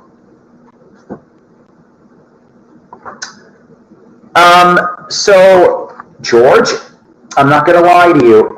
Due to girlfriend had the surgery and that went to success, I really want to thank everyone for the prayers. Carol pulled through. She's still, you know, she's getting better. I hate to say this, but I think me and her possibly could have contracted a stomach bug from the hospital due to the person that was next to us in the next hospital bed. So that was another reason why I was out of commission for almost another week. That's why I've been gone for a while, guys. Literally yesterday was the first day I started feeling about 80%. I'm about 90% right now, so I'll be better by tomorrow, truthfully. But believe it or not, I'm planning on listening to Genuine Imitation Life Gazette. And yes, I am going to make it a review. Yes, it will be in Jukebox from Hell, Season 2. Now, I know you're saying, well, wait a minute, Paul, why are you putting it as a Jukebox from Hell? If you guys saw any of the episodes in Season 1 from Jukebox from Hell, Jukebox from Hell pretty much is albums that either the critics hated, the fans couldn't get their heads around, chart action was real low, there might have been interband politics or record company issues and management and such. We take all that into consideration when we do Jukebox from Hell's. Genuine Imitation is going to end up being in Season 2, but I'm not ready to do that one yet. Probably maybe by the back end of the summer, I will do one, though. And, of course, I thank George for kindly giving me a VCLT of that Genuine Imitation Life Gazette. And you know what? Thank you. And you know, well, here's the thing, though. I want you to feel better, okay? No offense. That's the reason why I didn't come and visit you. I don't know if you got my message on that. That's why I didn't come. I found out, I will tell you the truth. I didn't know about it instantaneously because I was sick. I barely was on Facebook for a couple of days. I found out about it, I think, by the time you got your room assigned. Like, shortly after that. That's when I found out.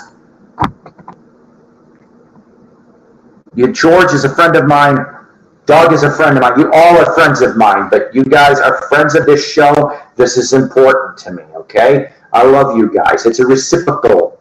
There's a good Scrabble word. No, it's okay. I know you didn't get it because I did send a message on Messenger, but I know that it takes time. It does for me too. I don't get instantaneous messages on Messenger. All right. Speaking of Doug, though, Doug told me about this album, and I'm finally glad to have it in my collection. On the San Francisco label, Lydia Penson, Cold Blood. Now, these are $5 a piece, by the way. Nice, near minty to minty, okay? So I cannot wait to listen to this. But yes, on the San Francisco label, some of you people may know what that label looks like, but I'm going to pull this out so you guys can see it. That's what he said. All right, or she said. But it looks like that, okay?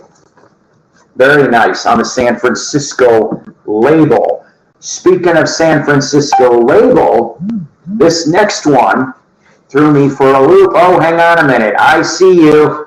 I'm not ignoring you. I don't know if you just got on here. Yeah, thank you, Doug. And our next guest for a little while is this guy.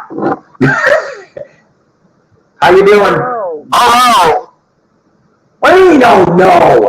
Hang on a minute. Hello. Oh, hello. Hang on a minute. Let me see if I can do this too. I know, no. He's like, what?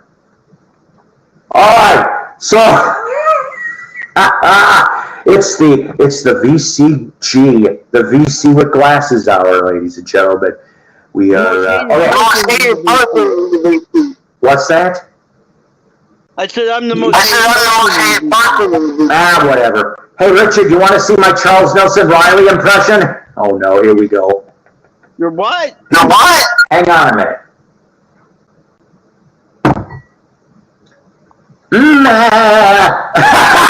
That was it. He always used to do with his glasses. That's it. That was it. Everybody's like, oh, I want my money back. Hey, you don't have to pay for this. You don't have to pay for this. As people start turning it off, going, shit, that's right. I don't make any money here, ladies and gentlemen. I don't have a Patreon account. I don't even have 1,000 subs. And Richard here, half of his subs are robots.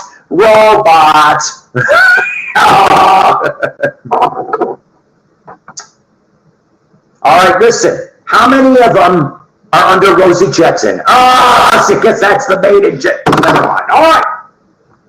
Lydia Pence does some nice vocals. But that's not all, ladies and gentlemen. If you order before midnight tonight, oh boy, here we go.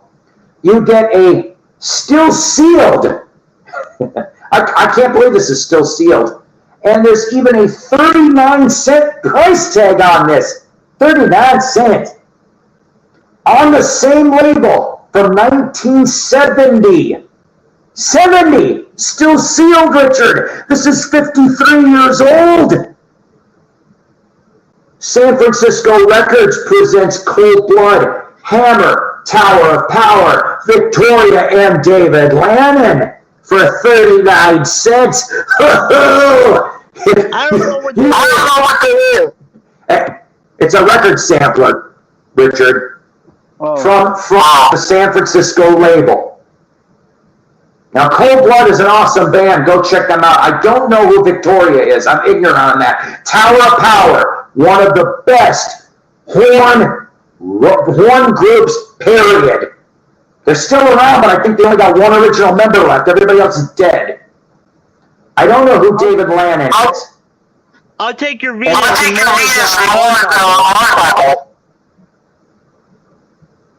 Nope. Hey, Richard, I had to sell it. I needed money. I'm serious. I needed money, Richard. I got a good price for it. All right. This next one, I'm not going to lie. I'm not. 1970. Okay. Ivor Avenue Reunion. Barry Goldberg, who of course was in Electric Flag. He also got his start kind of sort of with Steve Miller in the Miller Goldberg Blues Band. Yeah, they had a band together before Steve got famous. Neil Merriweather, who was a folkie. Lynn Carey, I'm not going to lie, I don't know who Lynn Carey is. And Charlie Musselwhite, who of course would end up being an excellent blues harmonica player, still alive if I remember correctly, on RCA Victor. All right, so you got these guys, and then, well, but look at that for 1970, huh? There's a bunch of hippies. Now, I'll show you. I like the inner. The inner's great, but you get this on. Oh, here we go. No Dynaflex. Oh, that's right. Too soon for Dynaflex. But you get in orange. Is Richard using a megaphone? Maybe. He might have the Rudy Valley model. See what I did there for all you old timers that are older than 80? You'll be like, Rudy Valley, I get that. Do work.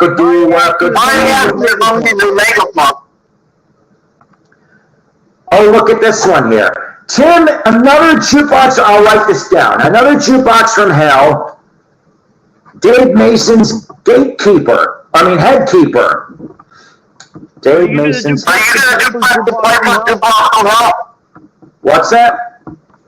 I said, are you gonna do playbook from hell? Yes! Oh, that's the shittiest 80s McCartney album, although, saying that, what almost gets it after that is Pipes of Peace. I like Pipes of Peace. But takes a Kmart. Wait a minute, it's like, here's the Kmart, they see you. Richard, quit pissing in the icy machine. We see what you're doing.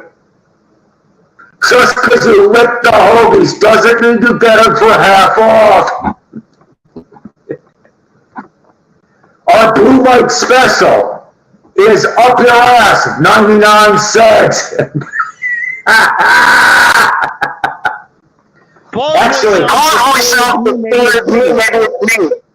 I'm getting like an echo too. Okay, you know what? I can't help much about this. I could turn it down a little, but not much. I think I'm going to end up trying to get one of those gamer with them. Maybe that'll improve things. Ask Richard for a little Winchester Cathedral. Hey, you know what, Richard? You talk for a minute while I go get some more coffee. Maybe we can figure out who the echo is, and I'll shut up for a minute. Okay. Well, say something, Richard. Damn it! Because guess what? You're big for a minute. Surprise! I don't know, say something. And don't say something either. So help me.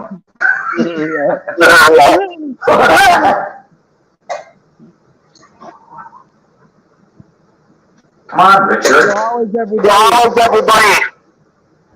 I mean, hell, Richard. I had somebody before you that showed up that I loved and I was surprised to see, Richard. We had the brief return of Hudson Rainey on my show. That's almost an exclusive. Winchester Cathedral. Oh, you're fucking bringing me down. There's a song for that Guns N' Roses for Spaghetti Incident, and that's like the Winchester Cathedral. No. Wait. Okay, all right. Listen, I have a cover version that I really wish would happen. I'm sorry, guys. So you're gonna have to maybe hold your ears for a minute. But I listened to this horrible cover version of this song, and I'm like, someone could have done mildly better than this. So, you know that wonderful Tracy Chapman song, Fast Car? I don't know if I know. You know, all right. Just pretend I got a guitar here.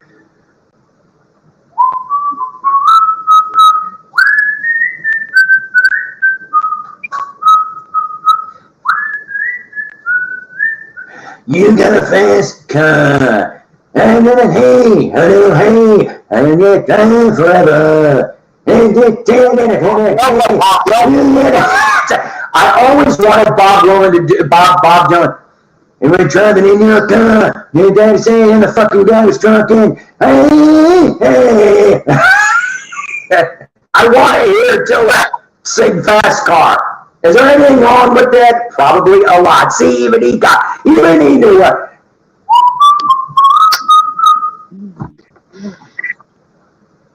Well, yeah, because I mean, other songs wouldn't work real well. Hang on. See, I already lost a couple people because of my lousy Dylan version.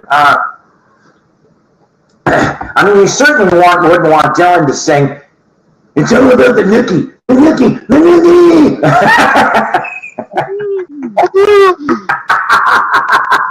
All right, we got some more vinyl.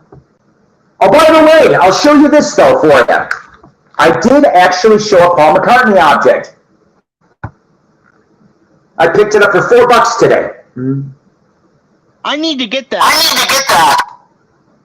I didn't know he did 2 kid books, but I didn't have enough money for both, so I went and got, because I'm going to read this to my grandkids. Yeah, he does. Here, I'm not going to be able to sound like Paul, but let's read a couple lines, shall we? So, let's see here. All right, now, we're going to go off and read a little bit from here. This is a couple pages from Hey Granddude. Sound like John Lennon, but I don't care. We're going to do it this way, because if I was still alive, I'd read this to Sean if he was around at the time frame. So zing, bang, sizzle, everything changed. Granddude and the children found themselves in a desert valley. I wonder if Linda was there, with spiky green cactuses. Could the cactuses be, I don't know, Denny Lane and Jimmy McCulloch? I don't know. I'd have to ask Paul about that one. A cowboy galloped toward them on a beautiful spotted horse. Now that does sound like something that Linda would ride, wouldn't it? Hey, Granddude, called the cowboy, waving his hat in the air. Wow, would have had some Appaloosa, said Granddude, admiring the horse. Appaloosie, asked M. No, that's the kind of horse it is. It has nothing to do with me, said Lucy, who's in the sky with diamonds. I know. Send all your complaints to Psykos Platters, who doesn't give a shit. P.O. Box 696. All right. All right, hang on a second. Yeah, I've been meaning to get that. Or you certainly wouldn't hear Dylan go off and sing, I'm so fancy. No, okay, all right. So then, let's see. We have from 1967 on Smash Records. No, it's not Hoax label. Me Hoax Smash. It's an album that I think that these 4. Allie disappeared from me. You hate me that much, huh, Richard? I'm teasing.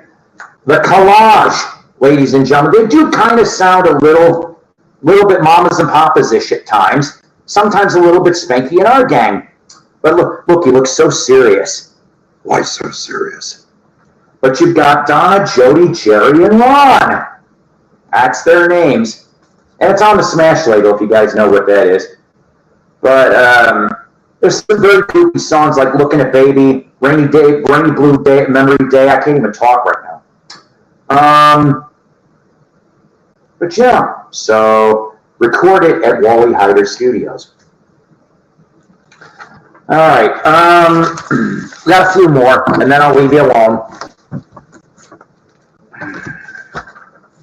Sorry, my desk is a mess. Okay.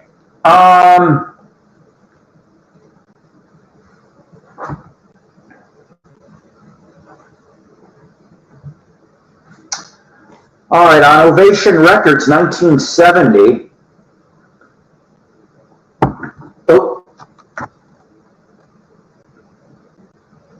Come on. What happened, Nancy? What happened? Still there. Okay. What? I was trying to see if I left the distortion level. See, you sound fine to me. I don't understand what's going on, but I'm not going to be on too much longer anyway, so bear with me, maybe 10 minutes. So, 1970, Sidewalks Talking from Chuck Hollis and David Starr. This is on Ovation. Ovation, I think, ended up, I'm not sure if Ovation was a Chicago area label, considering that they did have Chicago area bands like Tantrum, who, by the way, and if you've never heard them, I know you like Fleetwood Mac. Richard, Tantrum tried that same formula with that amount of people in the lineup, and sometimes the results were decent. But Tantrum and Steve Dahl was a very popular DJ in Chicago, and then there hasn't been a veteran seasoned record collectors that have crate digged and come across Bonnie Kolock albums, which most of the time they're in quad. That's the only quads you're going to find. Bonnie Kolock albums, all on Ovation. But this one here, I normally don't cheat and look up at Discogs, but sometimes I do. This one here was like a $30, $35 one, but I can't wait to listen to it. I really don't know any of these people on here at all, but like I said, it's supposed to be folk rock. So here's the back of that. Then we go into, let's see, we'll go into a little bit more familiar territory. This one is already going to be gifted to my Arkansas bestie, Donna Jo Cat Lady. Ides of March Vehicle.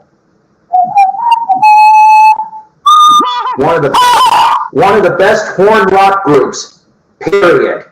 I mean, to come out of the era of the late 60s, early 70s, these guys were around since 1964 and 1970s Vehicle. I had the honor. Huh? What's the deal with that? Oh, I don't know why they did it that way. It's just, one of the lines in it is, "I'm your vehicle, baby."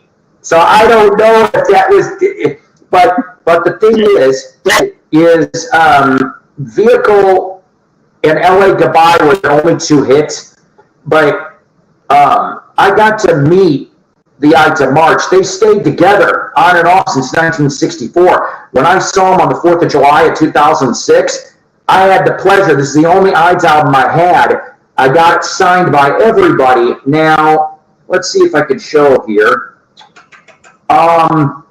So I know you can't tell really well because they did it all trippy, but this guy here broke out of that band and got even bigger fame. This gentleman here is Jim Peterick, who would end up, after the Ides of March broke up in 1975. Love the Ides of March. Huh? I love the Ides of March. Hey, behave. And so he would have a solo career. He tried to in 76 before he would end up. These are Chicago area guys, okay, South Side.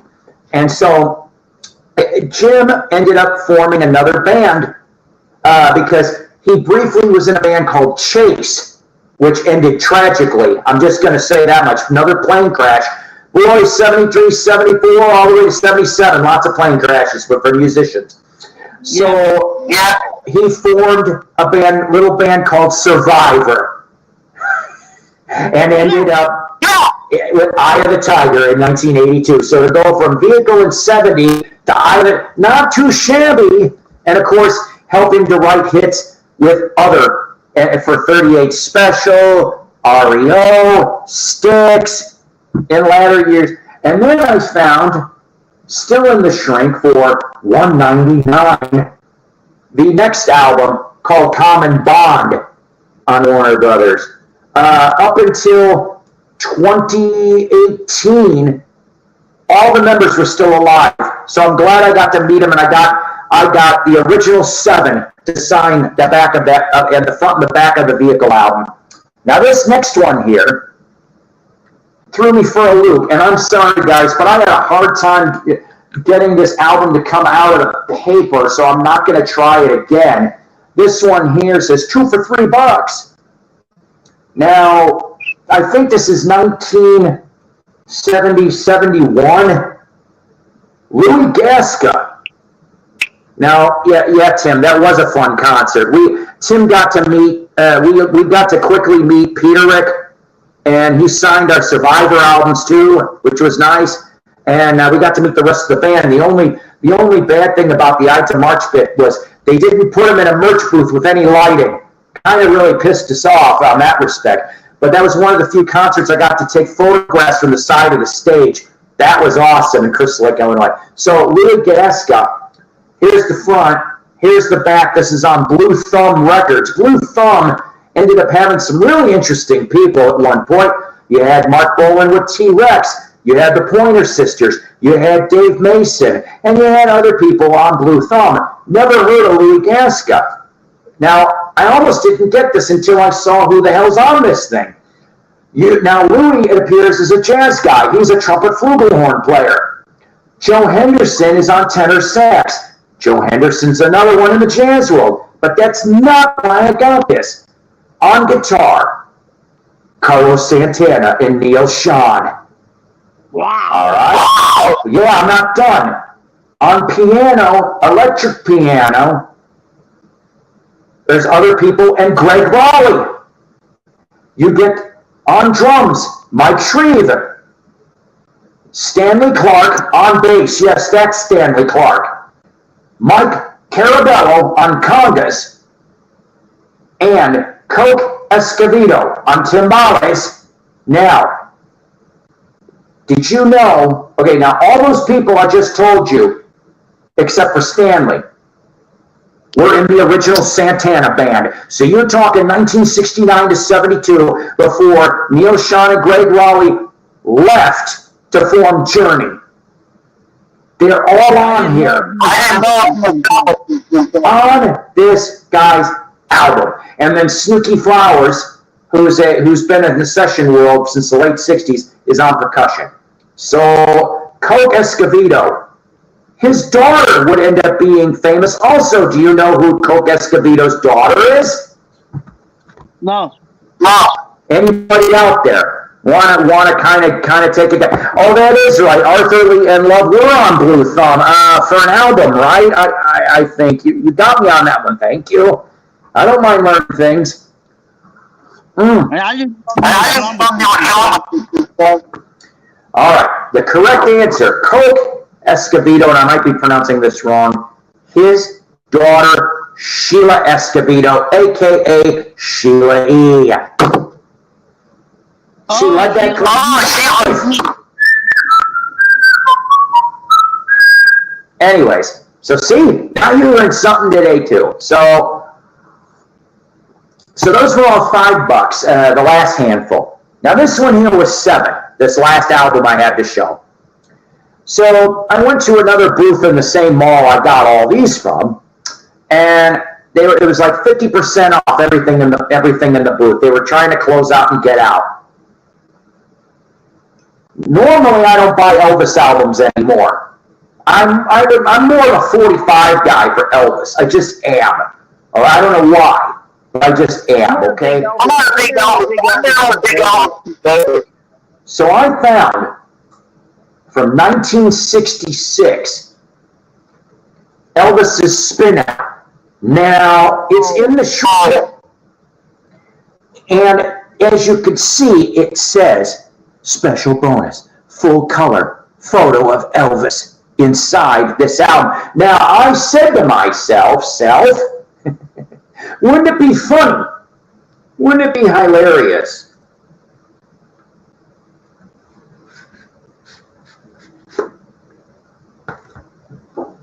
If the bonus photo was in there. Oh, that's beautiful. There's no dings. It looks minty.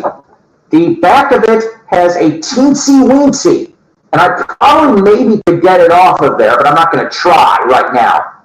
Teensy-weensy, I don't know if it's a little bit of cigarette smoke, or mild, extremely faint water damage on the back, but it's perfect. It fit in like cardboard. So the vinyl, unfortunately, is not so great. There's scratches all over the sucker, but $7 is what I paid for this because of the hype sticker and that bonus photo. I would have done that. Now I got more, but I'm not gonna bring up all that. We'll save that for another broadcast because we are just hit the 2-hour mark, and you know what? I know there's lots of other broadcasts I think going to be going on, or I know I don't know if Rach is on. I don't know. I didn't hear any of that. I know that they were saying about they're going to do record auctions next week or something, so that's why nobody's doing one. Well, you're And that's-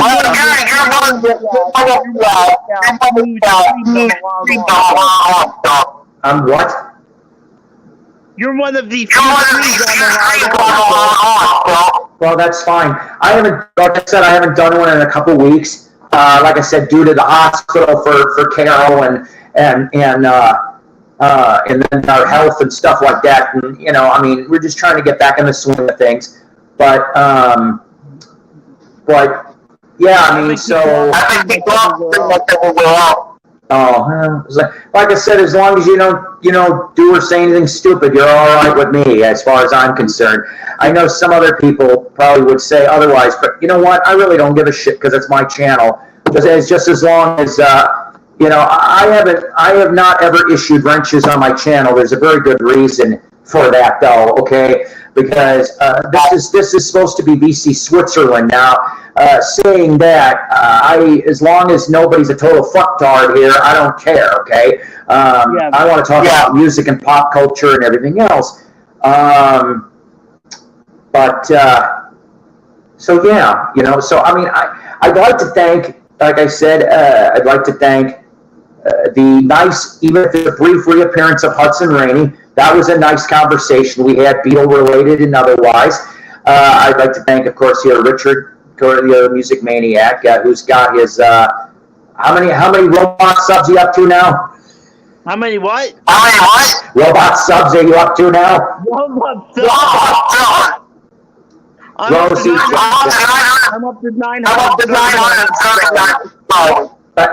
That's not what I saw last. I thought you had 1,200. Well, I got some taken away. Aha! See, they got you. Because he is a robot. You are looking at the cheapo version of Richard. But everybody subscribed. That all right, that's fair. I am 65 away from 1,000. I've done this for 12 years, Richard. I deserve 1,000. Sorry, kids, but I do. I mean, after that, I'm not going to even bring it up again. I just want my 1,000. Because that's cool. To me, that's cool. There's no other reason, to be honest with you. I just would like 1,000. To me, that's a milestone. Because there are way more channels that are way better than this fat guy here, who they've got thousands and thousands and thousands, and they've got time, resources, better production, let's face it, but I would like to improve my broadcasts. Do you know, Richard, that I am almost at 650 shows on my channel? I'm 2 away from 650 shows on this channel, and I am, Richard is using a voice box just like Peter Frampton.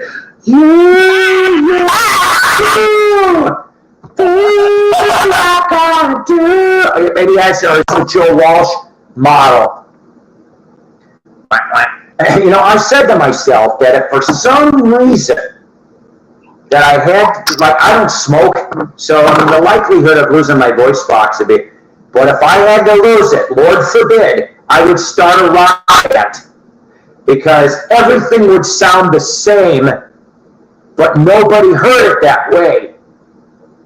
Like, one of the ones that I like to make fun of is, oh God. All right, hang on a second.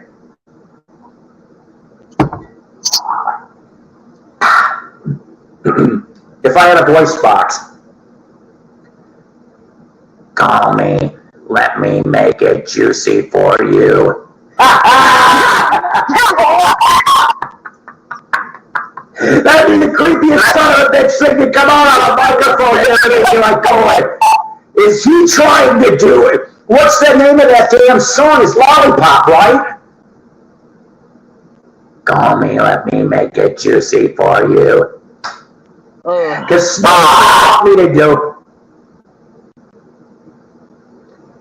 Swipe it like a credit card. Oh, no, nobody wants that version of that, of WAP. No. You know, Gilbert Gottfried did it best. When I need a laugh. What? Oh, hey, Richard, I'll have to show this in the next broadcast. Guess who I got an autograph from last Saturday and got to fist bump him as he went back to the green room? I said fist bump. Guess what? 90s comedian. Oh my God. 90s comedian. Yeah, he's doing a tour. He's like 5 days here a week here in the Weasel, Pauly Shore. Who? Yeah, I got to beep the Pauly Shore. That's right. Look at that. That's right. Oh, look, Tim's going. Let me see if I can do this for a second here. Now I wish I had a washboard. Holy and nasty. There's my Jim Dandy impression.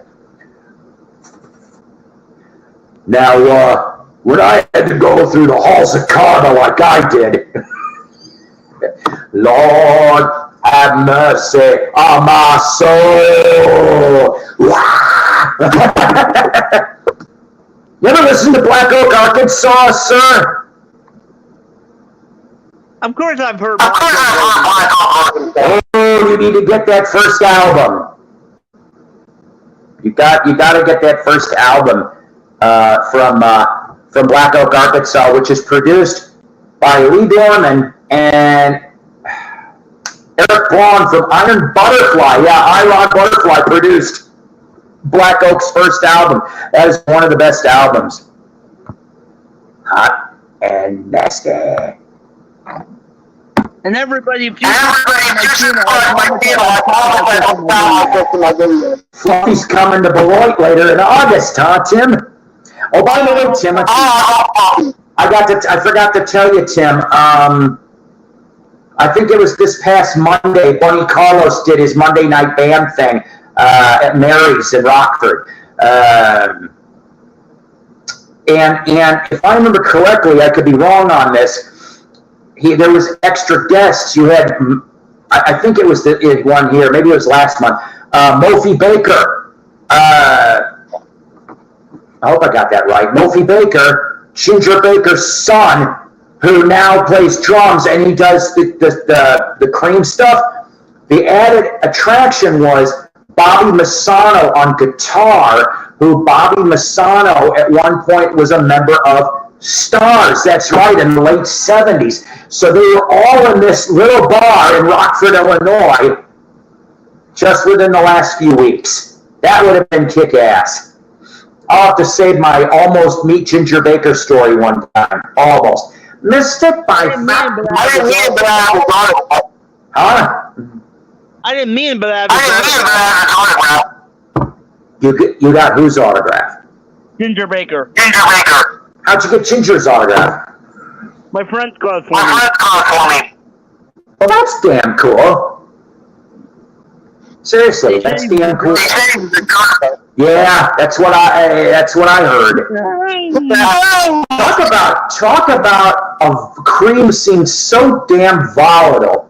And I'm just like, how they managed to do 2 years together amazes the hell out of me. But those albums they did, oh man. But the thing is that I guess I'll always have the soft spot for Badge, because with George being on it, I'm like, you got George and Cream, for God's sakes. I'm like, come on. There's not, I mean, there's a lot. Of course I love White Room. Of course I like Tales of Brave Ulysses. I love all that stuff. Heck, even Tennis for Anyone. But the point is that bands are my favorite. So,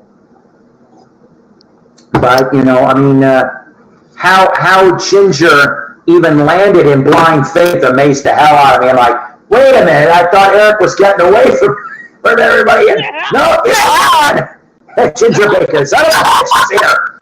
And then what was it? I don't have any of the Air Force albums. I did have one, Baker Gervitz Army, but I don't think I got any other Ginger. You know, other than I've got creamed Israeli Gears, and I think I've got Wheels of Fire. I think I got those two. Unfortunately, I wish they were in mono, but they're not. I came across a Disraeli gear on mono, but A, they wanted too much, and B, the price was just ridiculous. I'm like, I said, I'm not paying for that. I'll tell you one that hurt, really, really hurt, even though I had it already in a better shape. I was going to, if the price was reasonable, I was going to buy it for somebody else and maybe either hit up my Illinois bestie, Kathy Emmer, who is like one of the biggest Monkees fans on the planet. But a couple weeks ago, I came across, for only the second time in 40 years collecting, a mono Pisces Aquarius. One side looked totally beautiful. The other side, and they wanted $18. I said, bullshit. I said, I am not paying $18 for a half decent condition album. Because Pisces is my favorite album from the Monkey catalog. But I'm like, I found mine, let's see, Jess was alive, so this was at least 5 years ago, at a Goodwill for $1. And I knew right off the bat when I held it in my hands, I'm going, that's what she said. They should hit off, and I'm like, something don't look right here. And sure enough, I pulled out the jacket, it said mono, I'm going, son of a bitch. And the thing is that they all were like in a row in this crate. And then I saw the Birds, Bees, Monkeys right after it, and I'm like, oh, please, Jesus, please. And of course, it was a stereo. I'm like, son of a bitch. Because all the other ones were in mono. It was mono, stereo. I'm like, damn it. I'm still looking for my Birds, Bees, and mono. Still looking for an original. I saw a steel cover and they all off my mom. Oh, yeah? Yeah. I don't have money. Yeah, everything I showed in the broadcast, I don't think I spent more than $30 total on all of it. I'm cheap. I have to be. I cannot, you are not going to see this guy ever, even if I had the money to get MoFis, which I never would buy anyway, audiophile shit. You know, I only wanted one album from Record Store Day. That was Eric Carr's Rockology. That damn thing sold, and I'm like, and I'm like, nope. Now I heard a rumor, and I don't know how true it is, that album is going to get a regular vinyl release, and I'm like, I'll pull the trigger. Regular. I don't even give a shit about. It doesn't need to be custom. It doesn't even need to be colored vinyl like the other one. If you want to make a straight black album but keep the cover the way it is, I will buy it, because half the reason why I wanted that album was because of the cover. Because it was all right, so you know what the Kiss solo albums look like? They did one for the Fox. They did a solo. I'm like, oh, this is beautiful. And I don't want to. Who are you bitching at? Somebody shooting off. Well, technically, anyways, you better watch out, or they'll throw a cat chaser at you. And your mom will go, Richard! Who's doing the clock chaser? Alright. I want to thank Hudson Rainey. I want to thank Richard the Music Maniac. I gotta work the next couple days. I want everybody to have a safe holiday weekend. Okay? Safe. Don't drink and drive. Don't smoke a bowl and drive. That's not cool. Do it home. You can. That's because it's closing time. You can stay, but you cannot stay. Get the fuck out of here. Bob Dylan does Sonic. You got a fast car. Get the fuck out of here. I don't know the rest of the words. I don't give a shit because I'm making.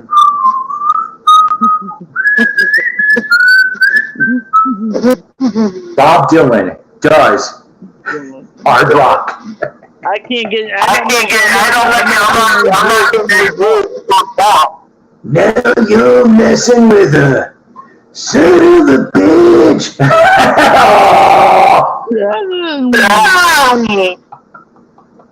Oh boy. Now you're dancing with Mr. Brownstone. And don't use yourself. Yeah, that's right. Don't do that either. Don't use it. That's actually a felony in most states. Do not use your cell phone and drive. Because then, who's going to drive you home tonight on Memorial Day weekend? Oh. Hear him do 1 banana, 2 banana, 3 banana, 4.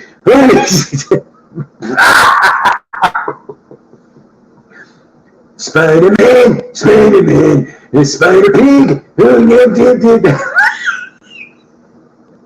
Oh Lord.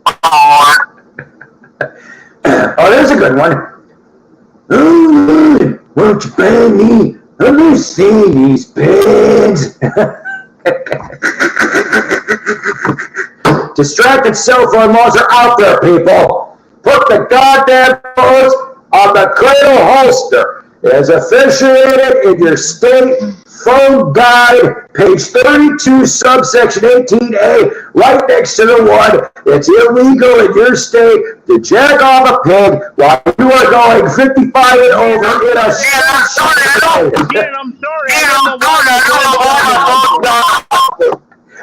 Oh, I do. Oh, because it's just as bad as mine. You know what? I bet you some people that are watching, they're going to be like, son of a bitch, these sound like the adult characters in Peanuts. They're both talking. Or in other words, the sound that Russian girl made on your dog. Oh! I went back there. If you subscribe to my channel, it wasn't as thick as a potato.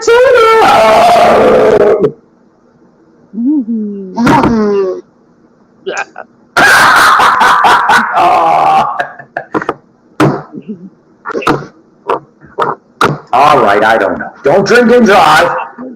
Guys, you might hit a bump and spill your drink. That's alcohol abuse. You betcha. See, now, if Mike was up here, that's exactly what, or Dave. Dave would say that shit, too. Who's gonna drive you home tonight? I drove all night. Oh, God, no. You don't want it to be with you. And then, what's that long note? I drove all all the animals that are in the room that you're listening to the record go, and start committing suicide because they don't want to hear it. Here's an album.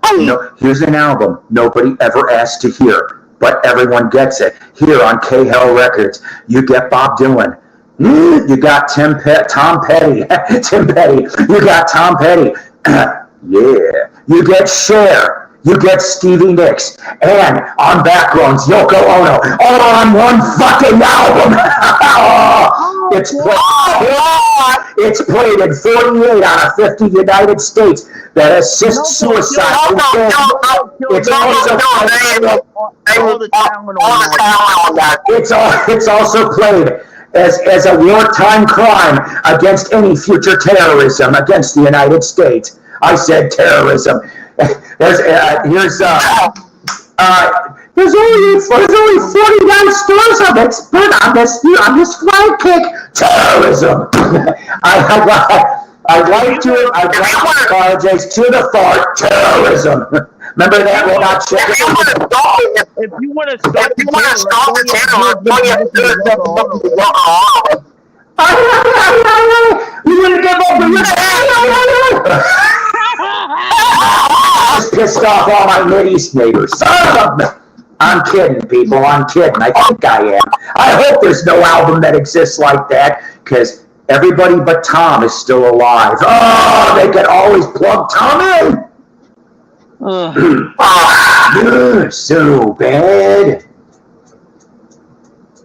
You're the worst sex I've ever had. Oh.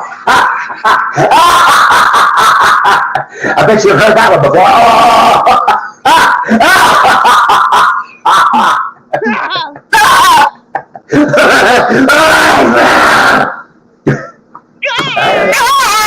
I don't know, kids.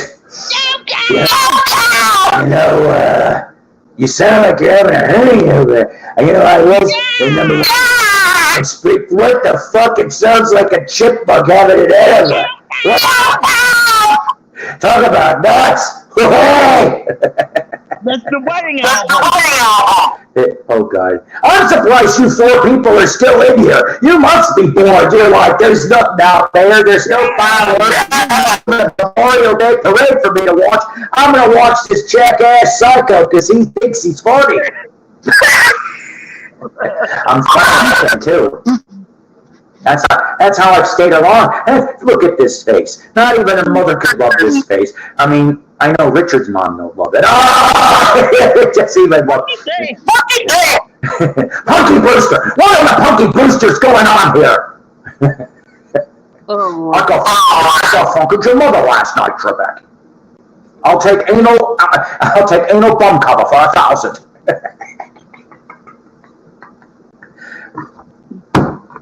Oh my God. Come on, Trebek. What's the secret? I want to know. Well, what are we talking about? The penis mightier. That's the penis mightier. Come on, Trebek. What's the secret? Ukraine could win the war if they would go. Oh, you betcha. Oh, you drop Yoko and Lena Lovitch and Bjork. Oh, you don't drop them all 3 at once. You put Yoko there first, and the Russians will be like, then you drop Lena Lovitch. And if they still, then you drop Bjork, and they'll go, we surrender! We surrender! That's all it took. See, it's like Nagasaki, but extra.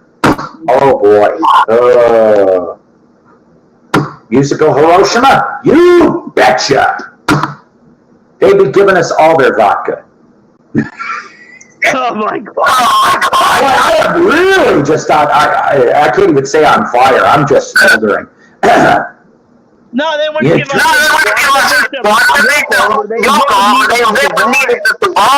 I'm driving in my car. I turn on the radio.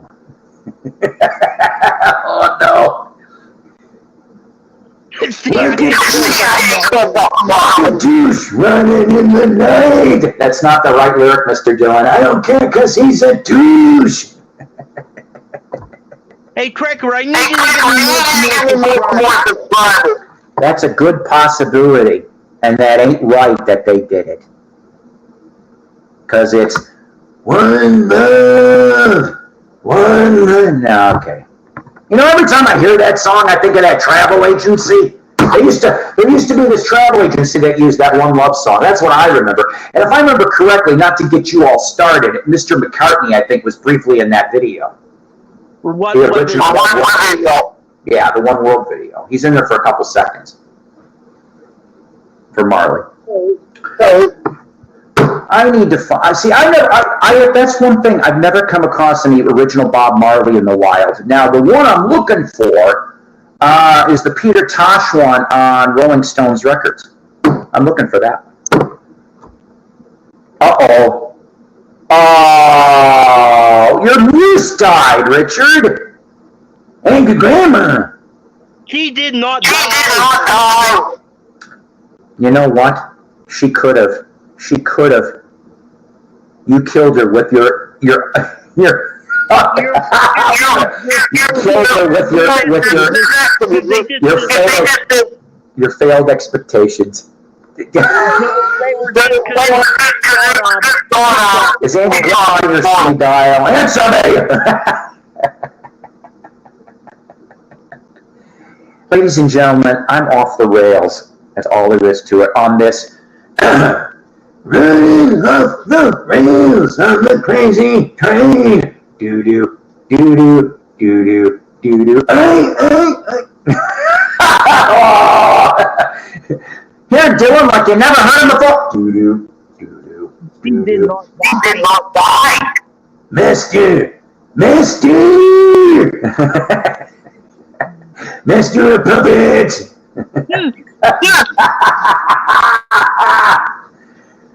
Hang my arms, hang my legs.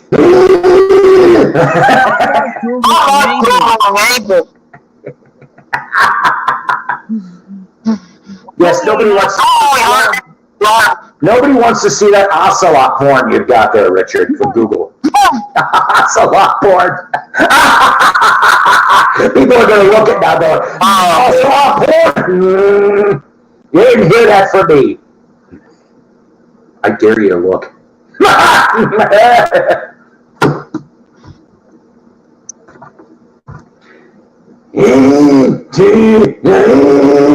don't see that. Fuck that.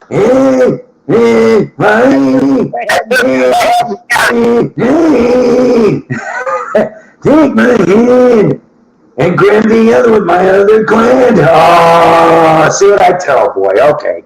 All right. You know, Mr. Dillon, I know you'll never see this, but I love you anyway. I do. At least you finished off on a good album, Rough and Rowdy Ways. That is a great way to finish his career, because nobody really wanted the 40s tunes anymore and the show tunes and whatever else. Do you know I had to explain to somebody at work that about 100 years ago, roughly 100 years ago, you know what one of the top songs of like 1923 was? A song that Al Jolson did called Mama, She's Making Googly Eyes at Me. That was 100 years ago. Oh, geez. Another song that was about popular about 100 years ago, which I will not sing, is Darktown Strutter's Ball. 100 years ago, that was one of the top popular songs. See what a difference 100 years makes? You go from Mama, They Make Googly Eyes at Me and Darktown Strutter's Ball to WAP and K-pop. Boy, we evolved as a music. Yeah. Oh God, wait a minute. Oh God, they could be. It depends on your management. If you've got decent management, maybe you'll be okay. Oh God, hang on a minute.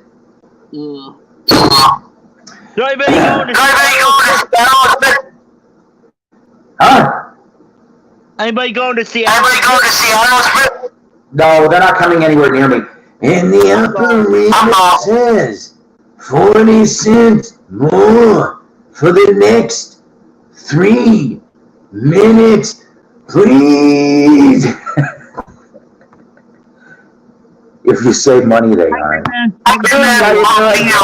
Greg, John, Greg.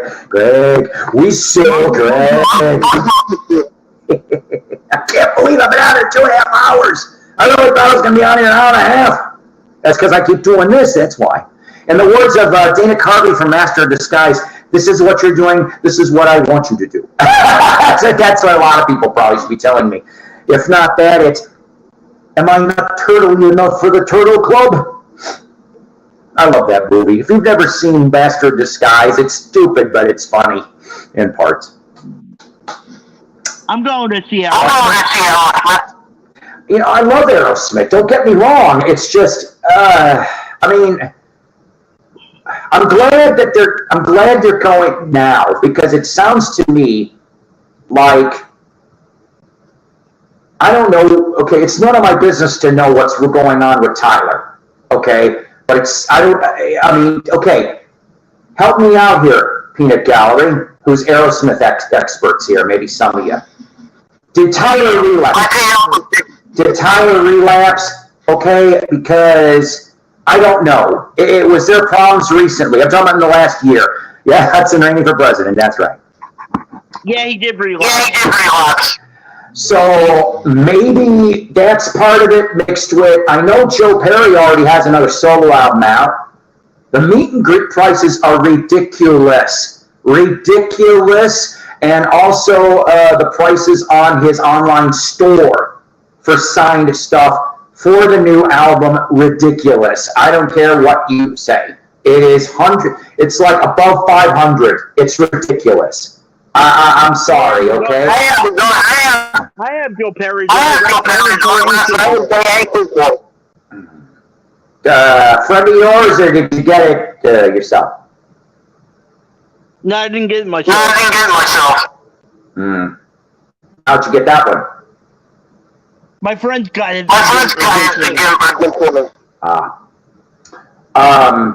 But I mean, Perry's the most accessible, other than, well, Tyler used to be, I guess. But I mean, the thing is I guess, go out now while you can.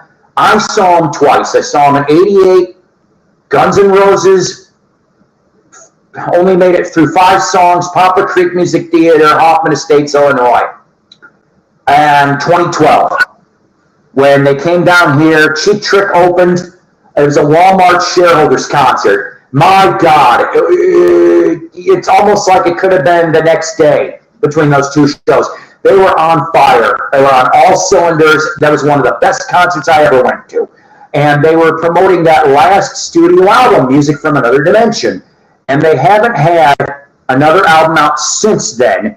And I really wish they put out something, even if it's like another song or two, you know.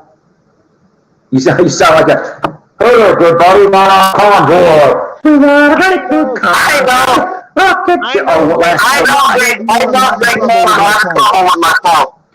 Aerosmith with Nugent would have been an awesome double bill. No shit, the Done With Mirrors tour, that'd be what, 85? 85, 86? Yeah, oh yeah. You know, and that's... yeah, I mean, okay, I was one of those ones that, yes, I bought Done With Mirrors like the week it came out. And I don't know, that album wasn't great. It wasn't total shit, but it wasn't great. I remember that single being a cover, of course, of Joe Perry's Let Your Music Do the Talking, which... I like both versions. I think Steve's version is a shade above the Joe Perry project, but I like what, I think it was Ralph Moman was the singer on that. Mormon, I don't know. But, you know, I mean, I like both versions of that song. But it kicks in the ass, and that was what counts. Anyways, all right. I've said this several times now. I really do got to get going, though, guys, because... Well, I want to probably get to bed a little early tonight. I got some other things I got to get done. Yep. So, thanking Hudson, thanking Richard, he's that way. Thank everybody. Apologize for the occasional technical audio glitches. Maybe I'll go get one of those gamer headsets. Maybe it'll improve that way for the next time I do this. And, oh, look at, really, that, you see, Whitford is so underrated. I wanted to go see the Whitford St. Holmes, Derek St. Holmes tour. I need those albums, the Whitford St. Holmes albums. Here's one though, speaking of nude-related stuff. I actually came across a copy in the last month of Saint Paradise. But guess what? All Scratch to Holy Hell. How come it's not in my collection? That's the remnants, basically, of Nuge's 70s band. Everybody, take care. God bless. Rock on. Shootbox from Hell. A new episode coming out around Father's Day. I think we're going to shoot that. Press the play. No. It's George Harrison's Tropo. George Harrison's Gone Tropo is episode 1, season 2. And then I'm not mentioning any more after that. So go, please like and subscribe. 65 people away from 1,000, ladies and gentlemen. Tell your friends, tell your enemies, tell your frenemies about Psykos Platters. I love you guys. You guys are always enjoyable. And just, I don't know, be good to each other, VC, okay? In and outside of the VC. And for Memorial Day, ladies and gentlemen, if you're driving, don't have a spin out like Elvis did, okay? All right. I love you guys. Take care. Bye. Ugh.